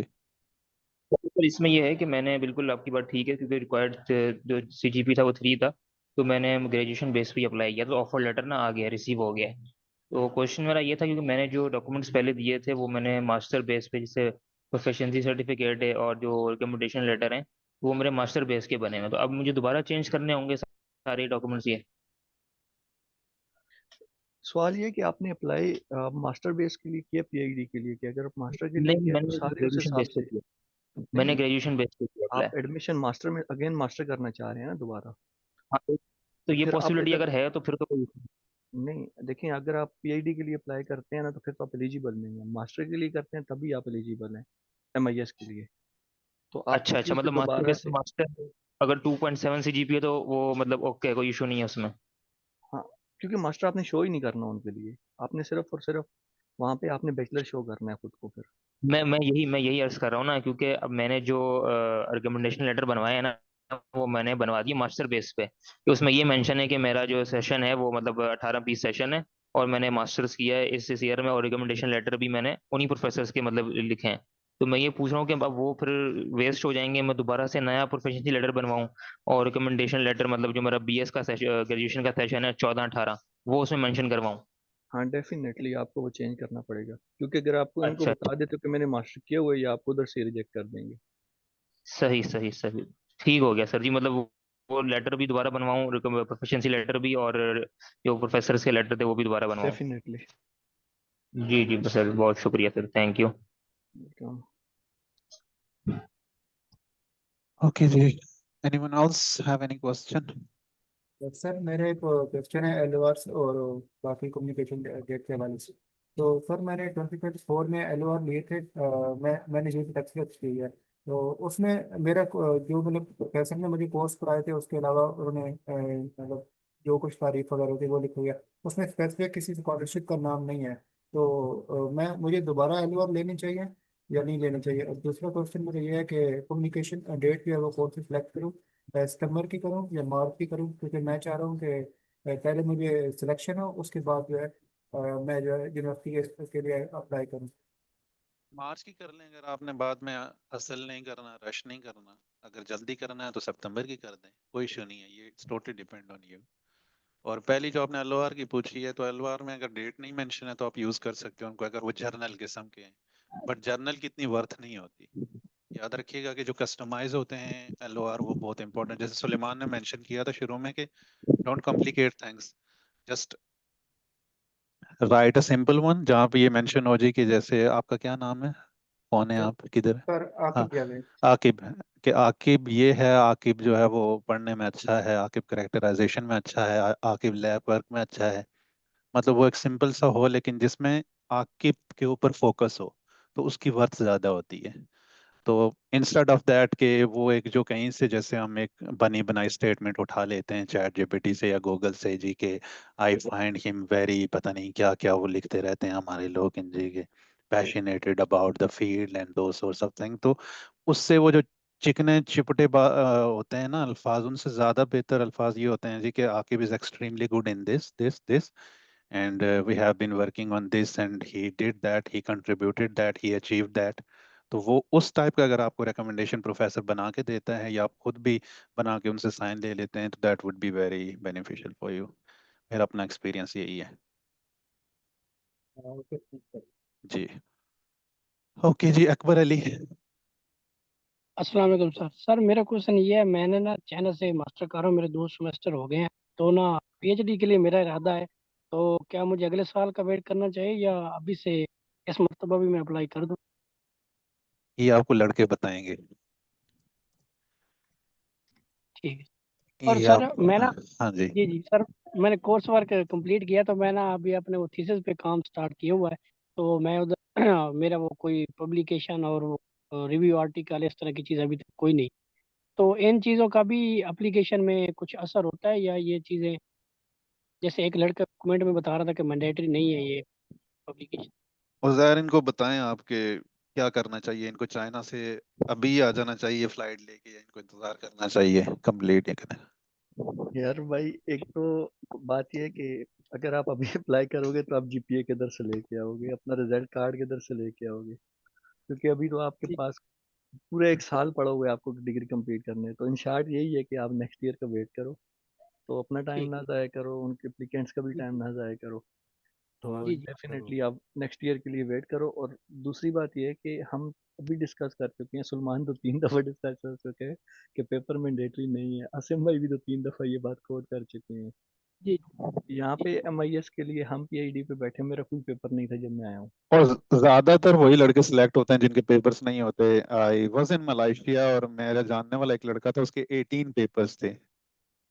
वो पीएचडी में पहले सेमेस्टर में था और उसके 18 पेपर थे जब उसने अप्लाई किया एमआईएस के लिए, and he was proudly walking के मुझे तो वो रिजेक्ट कर ही नहीं सकते ना, ऐसे ऐसे करके मुझसे बातें कर रहा था और मैं ना उसकी शक्ल की तरफ देख रहा था क्योंकि मुझे अंदर की बातें पता थी। तो मैंने उसको बोला कि यार आप अभी ऐसे ना बोलो, आप मतलब ये है कि कोई कुछ नहीं कह सकता, but MIS is mostly focused on proposal and those sorts of things। तो जिस दिन रिजल्ट आया ना तो उस बंदे का नामो निशान ही नहीं था, और उसकी निस्बत हमारी टीम के कुछ लोग हैं, मैं नाम तो चले नहीं लूंगा लेकिन मैं जानता हूँ पर्सनली बहुत सारे जो हमारे मेंबर्स हैं उनमें से किसी का कोई पेपर नहीं था, और उनके माशाल्लाह से वो बहुत एक अच्छे लेवल पे सेलेक्ट हो गए, बहुत अच्छी यूनिवर्सिटीज में गए हैं, सारे टॉप यूनिवर्सिटीज में, यूएम, तो ये यूएसएम, बात है यूटीएम, यूकेएम। कि जहाँ भी आप है, चाहे चाइना में है, मलेशिया में है, even any part of the world, जब आपने एक कॉन्ट्रैक्ट साइन किया कि मैं यहाँ से मास्टर करूंगा या पीएचडी करूंगा, so first try to fulfil that contract कि आप वहाँ से मास्टर करें, आप अपनी ट्रांसक्रिप्ट ले लें, अपनी डिग्री ले लें, and then you will see a lot of opportunities after that.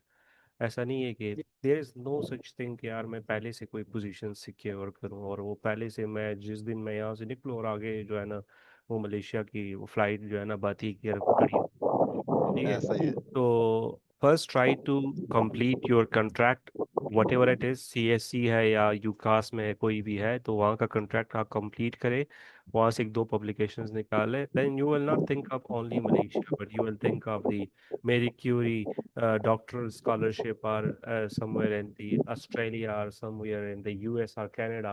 So you'll have a lot of opportunities. First, try to focus on your contract which you are pursuing right now in China. That masters should be ना your आपकी priority. Masters ना आपकी बुनियाद होती है, यहाँ से आप उड़ान भरने के लिए तैयार होते हो basically. If you are lucky, if you are already out of country in masters, अगर आपको मास्टर्स का स्कॉलरशिप मिल गया और आप मुल्क से बाहर चले गए हो, चाइना, थाईलैंड, ताइवान, कहीं भी किसी भी कंट्री में, तो आप आइडियल सिचुएशन पे हो कि अपने प्रोफाइल को इम्प्रूव करके वहीं से छलांग लगाओ यूएसए की टॉप यूनिवर्सिटी में, कनाडा, ऑस्ट्रेलिया की टॉप यूनिवर्सिटी में, यूरोप की टॉप यूनिवर्सिटीज में। सो सब के लिए, ये मैं किसी एक को नहीं कह रहा हूँ। It is very doable, it is very doable, और बहुत सारे लोगों ने ये किया है। It is very doable.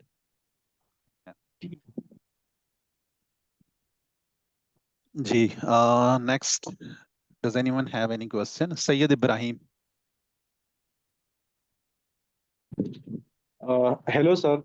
Sir मेरा क्वेश्चन ये है कि मुझे यूनिवर्सिटी ऑफ मलाया से जो है ना एक्सेप्टेंस लेटर मिला है। मेरे स्पेशलाइजेशन जो है ना मास्टर में केमिस्ट्री है, और प्रोफेसर जो है वो भी केमिस्ट्री का है। तो अब ठीक, क्या नाम है उनका? नाम नहीं बताना, नाम आपने नहीं बताना, मैं वैसे पूछ रहा हूँ, नहीं बताना। ठीक है ठीक है। हाँ, तो मसला ये है कि ये मैं चेक कर कंप्यूटर रहा था साइंस आपको की। कि आप बताएंगे, नहीं बताना चाहिए किसी को भी। ठीक है ठीक है सर। तो मसला ये था कि मेरा एक सीनियर था, तो उसने थोड़ा मुझे कंफ्यूज किया था। मैंने अभी दोपहर के वक्त उससे पूछा कि यार आपने क्या किया था, पहले यूनिवर्सिटी अप्लाई किया था या मतलब MIS को स्कॉलरशिप पर क्वेश्चन अप्लाई क्या है किया अभी? था? आप क्वेश्चन पे आ जाएं जी। तो सर मेरा क्वेश्चन ये है कि अभी मैं यूनिवर्सिटी पर मैं अप्लाई करूँ या वहाँ से प्री एडमिशन लेटर लेके वापस फिर वो MIS स्कॉलरशिप के वेबसाइट पे अपलोड करूँ, या डायरेक्ट मैं MIS पर अप्लाई करूँ? मुंतजिर, यूनिवर्सिटी ऑफ मलाया वाले हमारे पास हैं कारीगर, मसला नहीं है। सैयद साहब बहुत मोहतरम खानदान से है। सैयद साहब को मैंने ऑलरेडी 2-3 चैट में 2-3 दफा रिप्लाई दे बिल्कुल दिया है। बिल्कुल सर, बिल्कुल। तो मेरे ख्याल में आपको वहां पे भी आंसर कर दिया मैंने, लेकिन यहाँ पे दोबारा मेंशन कर दूं। अभी आप सिर्फ और सिर्फ MIS पे फोकस करें। वहां पे आप ठीक है सिर्फ सुपरवाइजर का नाम मेंशन कर दे। जब आपकी सिलेक्शन हो जाएगी तब आप जी सर। यूनिवर्सिटी ऑफ मलाया में दोबारा एडमिशन लेटर के लिए अप्लाई करेंगे, और आपको इंशाल्लाह 14 से लेकर 30 दिन के अंदर अंदर वो मिल जाएगा। Thank you so much, thank you. और एक एक और चीज मैं तमाम मेंबर्स के लिए जो यहाँ पे मौजूद है वो मेंशन कर रहा हूँ। अक्सर लोग पूछ रहे हैं, इवन चैट में भी पूछ रहे हैं, व्हाट्सएप पे भी पूछते हैं, यहाँ पे भी पूछ रहे हैं बार बार कि हम कौन सा वो सेशन इंक्लूड करें, कौन सा सेलेक्ट करें। तो देखो, मलेशिया में पहला सेमेस्टर जो है वो अक्टूबर में स्टार्ट होता है, और जो दूसरा है वो मार्च में स्टार्ट होता है। तो जब तक MIS अपने रिजल्ट अनाउंस करता है तो वो सितंबर में अनाउंस करता है, सितंबर या सितंबर के एंड में। तो आप अगर सितंबर में रिजल्ट्स अनाउंस होते हैं और आपकी सिलेक्शन हो जाती है, तो वीजा के लिए जब आप अप्लाई करते हैं वो कम से कम 1 महीना लग जाता है। तो ये अक्टूबर वाला इनटेक थोड़ा सा मुश्किल हो जाता है, आप भाग भाग के इसको नहीं पकड़ भागने सकते। वाला सीन होता है जी। हाँ, तो तमाम मेंबर्स के लिए यही चीज़ बेहतर है कि आप जो 1 मार्च 2026 से स्टार्ट होता है वो सेलेक्ट कर ले। लेकिन अगर आप ये सेलेक्ट करेंगे तो ये ऐसी वो नहीं है। आप अगर सिलेक्शन के बाद अगर आप अक्टूबर वाला भी ज्वाइन करना चाहते हैं तो आप वो कर सकते हैं। तो कोई भी आप सेलेक्ट करें, आप सिलेक्शन के बाद अक्टूबर वाले में जाना चाहते हैं या मार्च वाले में जाना चाहते हैं, उस पर कोई पाबंदी नहीं होगी। ओके जी, do anyone else have any question? If sir not, अगर हम मार्च वाले में करते हैं तो हमारी स्टडी उधर से ही स्टार्ट होगी या दूसरे सेमेस्टर से जाके स्टार्ट करना होगा? नहीं नहीं, ये आपका पहला सेमेस्टर होगा, वो यहाँ के अकॉर्डिंग दूसरा सेमेस्टर होता है। सही। चलें जी। अस्सलाम वालेकुम सर। Anyone? हाँ जी, कौन बोल रहा है? Who is speaking? अच्छा सर, मेरा एक और अस्सलाम क्वेश्चन है वालेकुम सर, मेरा नाम जैनुल आबिदीन सर। जी जी, बोलें जैन। सर मैंने 2020 में केमिस्ट्री की है, उसके बाद बीएड भी है, क्या बीएड भी ऐड कर दें? कर दें सर, जो कुछ है ऐड कर दें। हालांकि वो सर जो वैसे लिंक तो नहीं बीएड है उसका कोई। मैंने भी बीएड किया होता, लेकिन मैंने मेंशन नहीं किया क्योंकि केमिस्ट्री और बीएड का कोई भी ऐसा वो ताल्लुक ही नहीं नहीं है। है ना, दूर दूर तक कनेक्शन ही नहीं है उसका आपस में। आप चलें, यहाँ पे उसके लिए टीचिंग जॉब के लिए तो अप्लाई नहीं कर रहे हैं ना। ऐसा ही है, ऐसा ही है। अच्छा सर, वो कोरोना आ गई थी जब यूनिवर्सिटी थे, उस वक्त कोई मतलब है कोई रिसर्च वगैरह भी नहीं की, तो सिर्फ थ्योरी पढ़ी है, तो हम ऐसे मतलब है। प्रपोजल इज द की, वही डिसाइड करेगा आपकी सारे मामलात। तो वो चाहे आपने पढ़ा है या नहीं पढ़ा है, इट्स अ मैंडेटरी डॉक्यूमेंट, आपको बनाना है हर सूरत। बनाएं, इंशाल्लाह करें अप्लाई, उसको रिव्यू करवाएं, कोई सीनियर मिलते हैं उनसे, and good luck for that. सही सर। ओके जी, anyone else have any question? Sir मेरे लास्ट क्वेश्चन है कि मेरे अभी डॉक्यूमेंट मुफा और आईबीसीसी से अटेस्ट नहीं हुए, तो उनको अटेस्टेशन किए बगैर मैं अप्लाई कर सकता हूँ जी कर MIS? सकते हैं, कर सकते हैं। आप उनकी सर्टिफाइड कॉपियां करवा लें और उसके बाद गेजेटेड ऑफिसर से, किसी नोटरी वाले से वो करवा के अपलोड कर दें, तो मसला नहीं है, चलेगा। ये हाँ जैद अजहर का। जी, हाँ, ये मोहम्मद जैद अजहर, अगर आपका क्वेश्चन है, would you like to speak?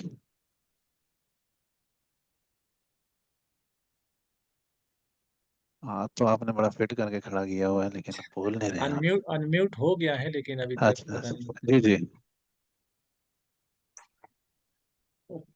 Akbar Ali अभी तक आपने अकबर, आप अपना हाथ नीचे कर दें, बहुत टाइम से खड़ा है, अगर आपका क्वेश्चन नहीं है तो थक जाएगा आपका हाथ हाथ। थक जाएगा। हाँ, वो देखे नीचे कर दिया उन्होंने, माशाल्लाह। Alhamdulillah. So the does anyone have any other question? Otherwise, we can wind up the session and yeah. Sir हाँ जी, Infinix Mobility Limited, Infinix X663। और मतलब आप सीनियर हैं सर, आप ये कुछ गाइड कर दें कि रिसर्च प्रपोजल जिस टॉपिक पे हम बनाएं आगे भी उसका स्कोप हो, कोई ऐसा कोई आइडिया दें। देखें, वो मैं नहीं बता सकता बिल्कुल भी, क्योंकि आपकी अपनी फील्ड है, मेरी अपनी फील्ड है। आप अपनी फील्ड के बंदे से पूछ सकते हैं। आपकी क्या फील्ड है? मेरी सर केमिस्ट्री है। अच्छा, आप केमिस्ट्री के बंदे हैं, क्या बात है। केमिस्ट्री में क्या पसंद है आपको, मतलब क्या कर रहे हैं केमिस्ट्री में? जी अभी तक क्या पढ़ा है केमिस्ट्री में आपने, मतलब किस एरिया में कोई है, मतलब इंटरेस्ट किसी साइड पे?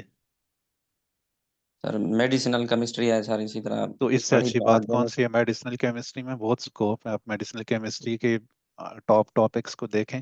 चैट जीपीटी का नाम सुना है? जी सर। उससे जाके पूछें कि what are the best research areas in the medicinal chemistry. वो आपको कुछ टाइटल देगा, फिर उससे रिलेटेड जाके रिव्यू आर्टिकल्स पढ़ें। एक दो टॉपिक उठा लें, उनके रिलेटेड रिसेंट रिव्यू आर्टिकल पढ़ें, रिसर्च आर्टिकल पढ़ें, ढूंढें कि रिसेंटली क्या काम हो रहा है। फिर देखें कि प्रॉब्लम स्टेटमेंट क्या आ रही है, तो फिर उस प्रॉब्लम स्टेटमेंट को फाइंड आउट करें, उस पर देखें कि क्या मेथड्स अप्लाई हो रहे हैं। उससे रिलेटेड फिर आप जो है वो कोई चीज़ जो है वो लिख सकते हैं। सही सर। अच्छा सर, अगर ऑर्गेनिक केमिस्ट्री पढ़ी हो, क्या रिसर्च प्रपोजल जो है वो मेडिसिनल केमिस्ट्री भी बना सकते हैं? बना सकते हैं, क्यों नहीं बना सकते। सही। हिम्मत पे थैंक यू डिपेंड सर। करता है जिस पे आप बना सकें। मैंने कितने बनाए थे, पाँच पाँच छः बनाए थे। सो हिम्मत पे डिपेंड करता है कि आप किस तरह का बनाना चाहते हैं, किस एरिया में जाना चाहते हैं। सही। जी हाँ जी। Hello thank you sir. Sir. Yes Bisma. मुझे बस ये पूछना था कि असम sorry this has been asked कि अगर हम अप्लाई कर रहे हैं तो हमें एक्सेप्टेंस रेट किन यूनिवर्सिटीज की सबसे अच्छी होती है, और मतलब उसको और हमें प्रेस्टीज इस चीज को बैलेंस करना चाहिए या नहीं, या ऐसी कोई चीज होती है मतलब अप्लाई जब हम करते हैं क्योंकि हमें पे करना होता है एप्लीकेशन फी, तो इस हिसाब से how should we like limit और चूज द यूनिवर्सिटीज जिनमें अप्लाई कर रहे हैं? देखिए, यूनिवर्सिटीज सब लोग जो आपके सामने, सुलेमान है, उजैर हैं, या मुंतजिर हैं, या हमारे जो बाकी दोस्त अहबाब हैं, सब बहुत अच्छी यूनिवर्सिटीज़ में, टॉप यूनिवर्सिटीज़ में। तो आई वुड हाईली रिकमेंड कि आप अपनी फील्ड को देखें और उससे रिलेटेड देखें कौन सी यूनिवर्सिटी बेस्ट है।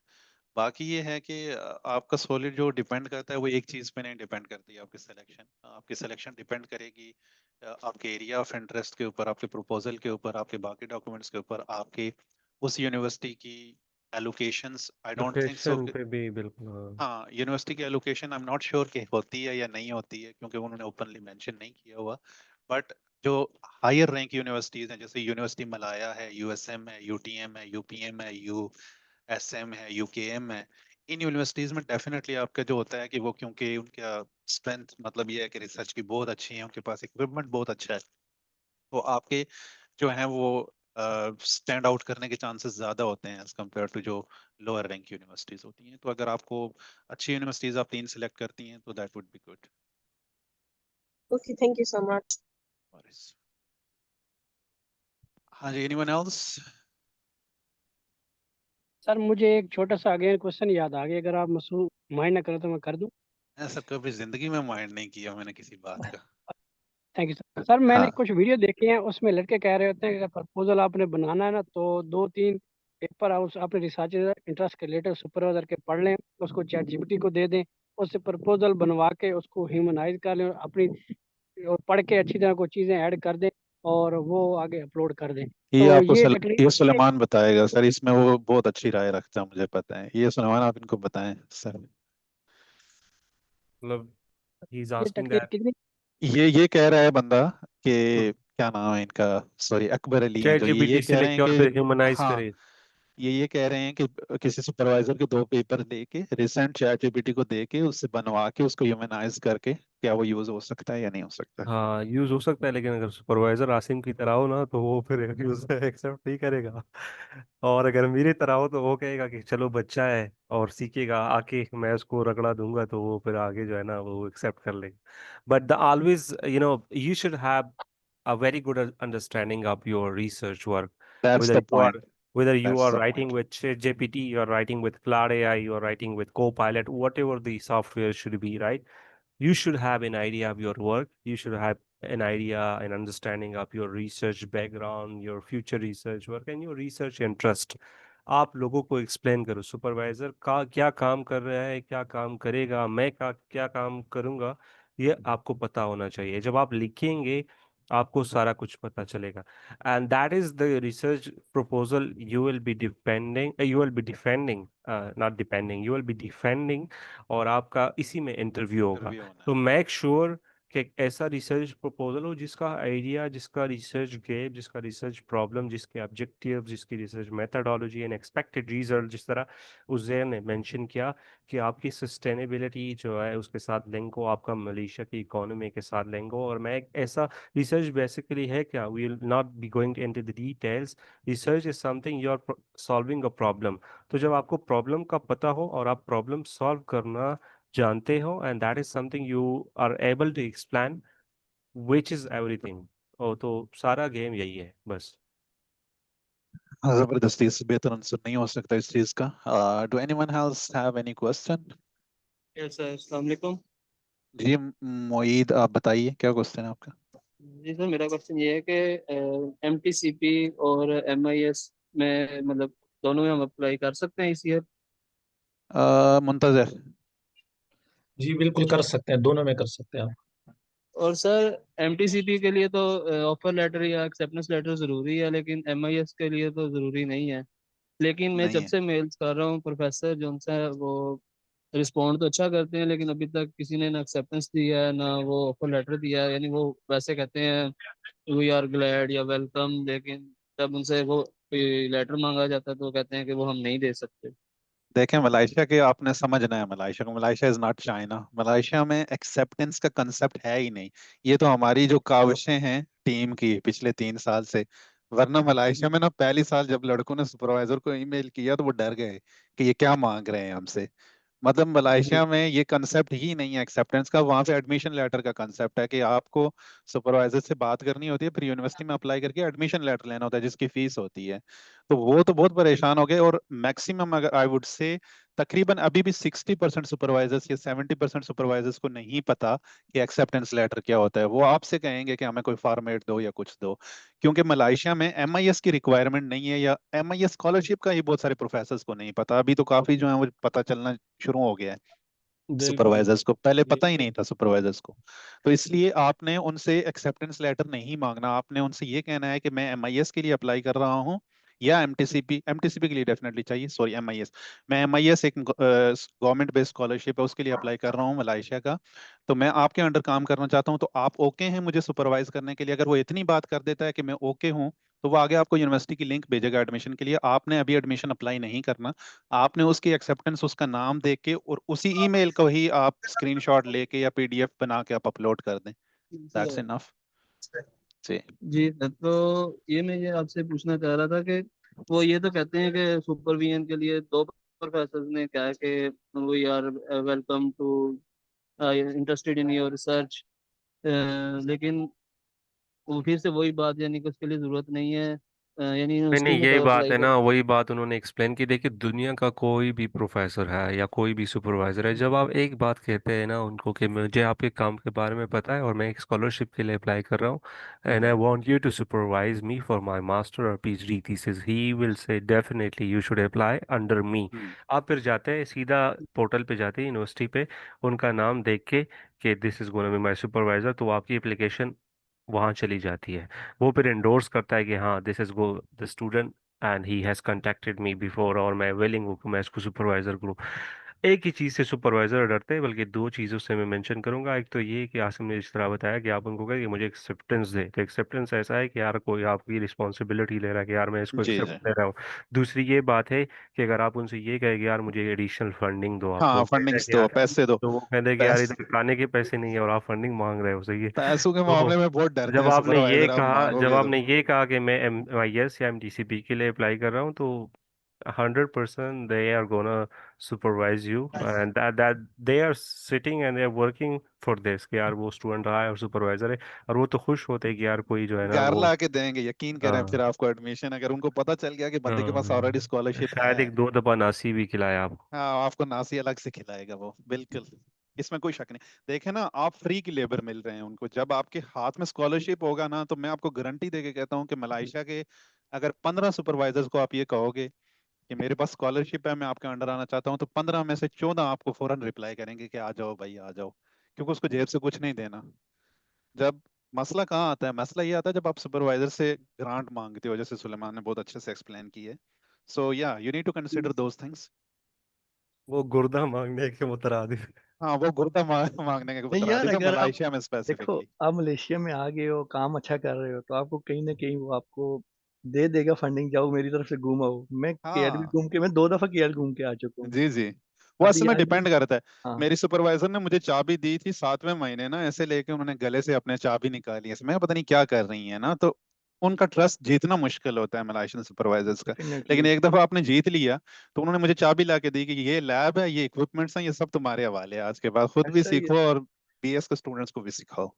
यार। हमारी मेरी जी एक सर, थैंक मशीन यू। है, ठीक है, हमारी सर एक टेस्टिंग और के मेरा लिए। लास्ट क्वेश्चन ये है कि अगर हमारा अपनी फील्ड के रिलेटेड कोई एक्सपीरियंस है तो वो हम अंदर मेंशन कर सकते हैं, प्रोफेशनल एक्सपीरियंस की बात कर रहा हूँ।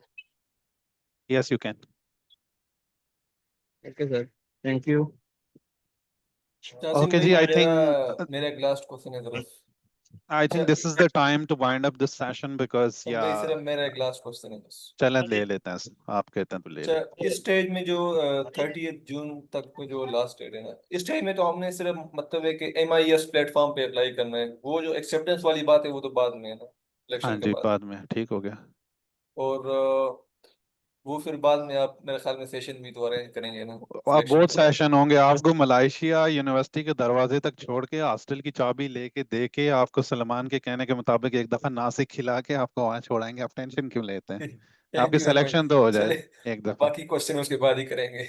हाँ, नो वरीज। हमने आज से पहले भी अल्लाह का शुक्र है यही काम किया है कि पिछले दिनों हमारे एक मेंबर ने जो है वो एक नाइजीरिया के स्टूडेंट्स की पिक्चर भी शेयर की हुई थी वहां से, तो उन्होंने किया हुई थी वो, अभी रिसेंटली उनकी भी सिलेक्शन हुई है। मैंने बल्कि ग्रुप में भी उनकी वीडियो शेयर की थी। So our team is extremely helpful. ये आपको किसी लम्हे किसी जगह पे तनहा नहीं छोड़ेंगे। जब तक आपकी रजिस्ट्रेशन हो नहीं जाती, जब तक आप वहाँ पे सेटल नहीं हो जाते, don't worry about that. The most important thing is that कि अभी आप फोकस करें अपनी एप्लीकेशन के ऊपर, and don't try to inbox people और don't try to inbox the female student as well. कल मुझे परसों स्क्रीनशॉट आए, ये एक बड़ी इंपॉर्टेंट बात है कि किसी के भी इनबॉक्स में जाके उससे खैर खैरियत पूछने की कोई ज़रूरत नहीं है, इस्लाम दुआ करने की कोई ज़रूरत नहीं है। हर बंदा ठीक है, हर बंदे की सेहत अच्छी है, और हर बंदा बिजी है अपने काम में। और मलाइशिया का टाइम डिफरेंस जो है वो पाकिस्तान से बहुत ज़्यादा, ना भी कहें 3-4 घंटे का है। तो स्टूडेंट हमारे सो रहे होते हैं पूरा दिन लैब में काम करके, और आप उनको कॉल्स कर रहे होते हैं, इनबॉक्स में मैसेजेस कर रहे होते हैं। इस चीज़ का भी थोड़ा सा अपने ख्याल रखना है। आपको ग्रुप में हर बंदा जो है वो रिस्पॉन्स कर रहा है अपनी कैपेसिटी के मुताबिक, और देर या सवेर आपको आपके क्वेश्चन का आंसर जरूर मिल जाएगा। So I would like to thanks everyone for attending this session, और specifically हमारी जो टीम मेंबर हैं, कोर मेंबर हैं, everyone, सुलेमान है, मुंतज़िर, उज़ैर, और बाकी जो लोग यहाँ पे नहीं हैं, माजिद है, हामूद है, या क्या कहते हैं, जो भी लोग हैं, सबका नाम नहीं ले सकता यहाँ पे I think. Everyone is doing their best और everyone is contributing at is best capacity. और ये जो बेसिकली हमने इनिशिएटिव स्टार्ट किया था in 2022 when I started this initiative, तो इसके पीछे मोटो एक ही था, और वो मोटो ये है कि this is like a chain reaction. मैं केमिस्ट्री का बंदा हूँ, तो चेन रिएक्शन जैसे आपने फिशन रिएक्शन के बारे में सुना हो कि एक से ना 3 निकलते हैं और 3 से 9 निकलते हैं, 9 से 27 निकलते हैं, जो एटम बम का कंसेप्ट है बेसिकली। तो इसके पीछे वही कंसेप्ट था कि एक इंसान दूसरे की हेल्प करता है तो वो दो आगे दो की करता है। तो अल्लाह का शुक्र है कि आज हमारी टीम बढ़ती जा रही है, और कल जो है वो इस प्लेटफॉर्म पे आप में से कोई बैठा हुआ होगा। और बस यही मैसेज है कि विदाउट एनी गर्ज, without any benefits, without any मतलब कोई गर्ज नहीं है, सिर्फ मकसद ये है कि एक दूसरे की हेल्प हो जाए और ज़्यादा से ज़्यादा लोग बाहर जा सकें और वो अपनी फैमिली को भी अच्छे तरीके से सपोर्ट कर सकें और अपने आप को भी और आगे मज़ीद लोगों को भी। तो यही मोटिव है, इसी मोटिव को लेकर हम आगे चल रहे हैं, and we will continuously do that. और आप सबसे भी यही रिक्वेस्ट है कि एक दूसरे का भी ख्याल रखें, और मतलब ये है कि अपने जो जो लोग आपकी हेल्प करने की कोशिश कर रहे हैं उनकी प्राइवेसी का भी ख्याल रखें। तो बहुत शुक्रिया, इंशाल्लाह नेक्स्ट सेशन में फिर मिलेंगे आपसे, और अंटिल दैट अल्लाह हाफिज। सेशन रिकॉर्डेड है सर आप इंशाल्लाह ये मैं। मलेशिया से ऑस्ट्रेलिया कैसे चले गए फिर? हाँ जी, पहले सर आप मलेशिया पढ़ते थे, फिर ऑस्ट्रेलिया कैसे चले गए? सर मैं जहाज आया से। था जहाज पे, हाँ जहाज, यही मैंने कहा, जहाज पे ही आया था। एनीवेज वो स्टोरी जो है वो मेरे आने की, वो इंशाल्लाह फिर कभी शेयर की जाएगी, या जो बाकी स्टूडेंट्स हमारे जा रहे हैं तो इस पे भी हम आपको जो है मजीद गाइड करेंगे कि वहां से आप आगे कैसे डिफरेंट कंट्रीज में जा सकते हो। There are so many things you can do. और सिर्फ ये है कि मेहनत करें, एफर्ट करें, कोशिश करें। कोई शॉर्टकट नहीं है कामयाबी का, एक ही तरीका है, और वो है मुंह सिर प्लेट के जान लगा के पढ़ना, मेहनत करना। तो इंशाल्लाह we will continuously help you जहाँ तक हमारी कैपेसिटी, और आप भी अपना ख्याल रखें। तो इंशाल्लाह फिर मुलाकात होती है। अंटिल दैट अल्लाह हाफिज, take care, bye bye. Okay जी, I'm gonna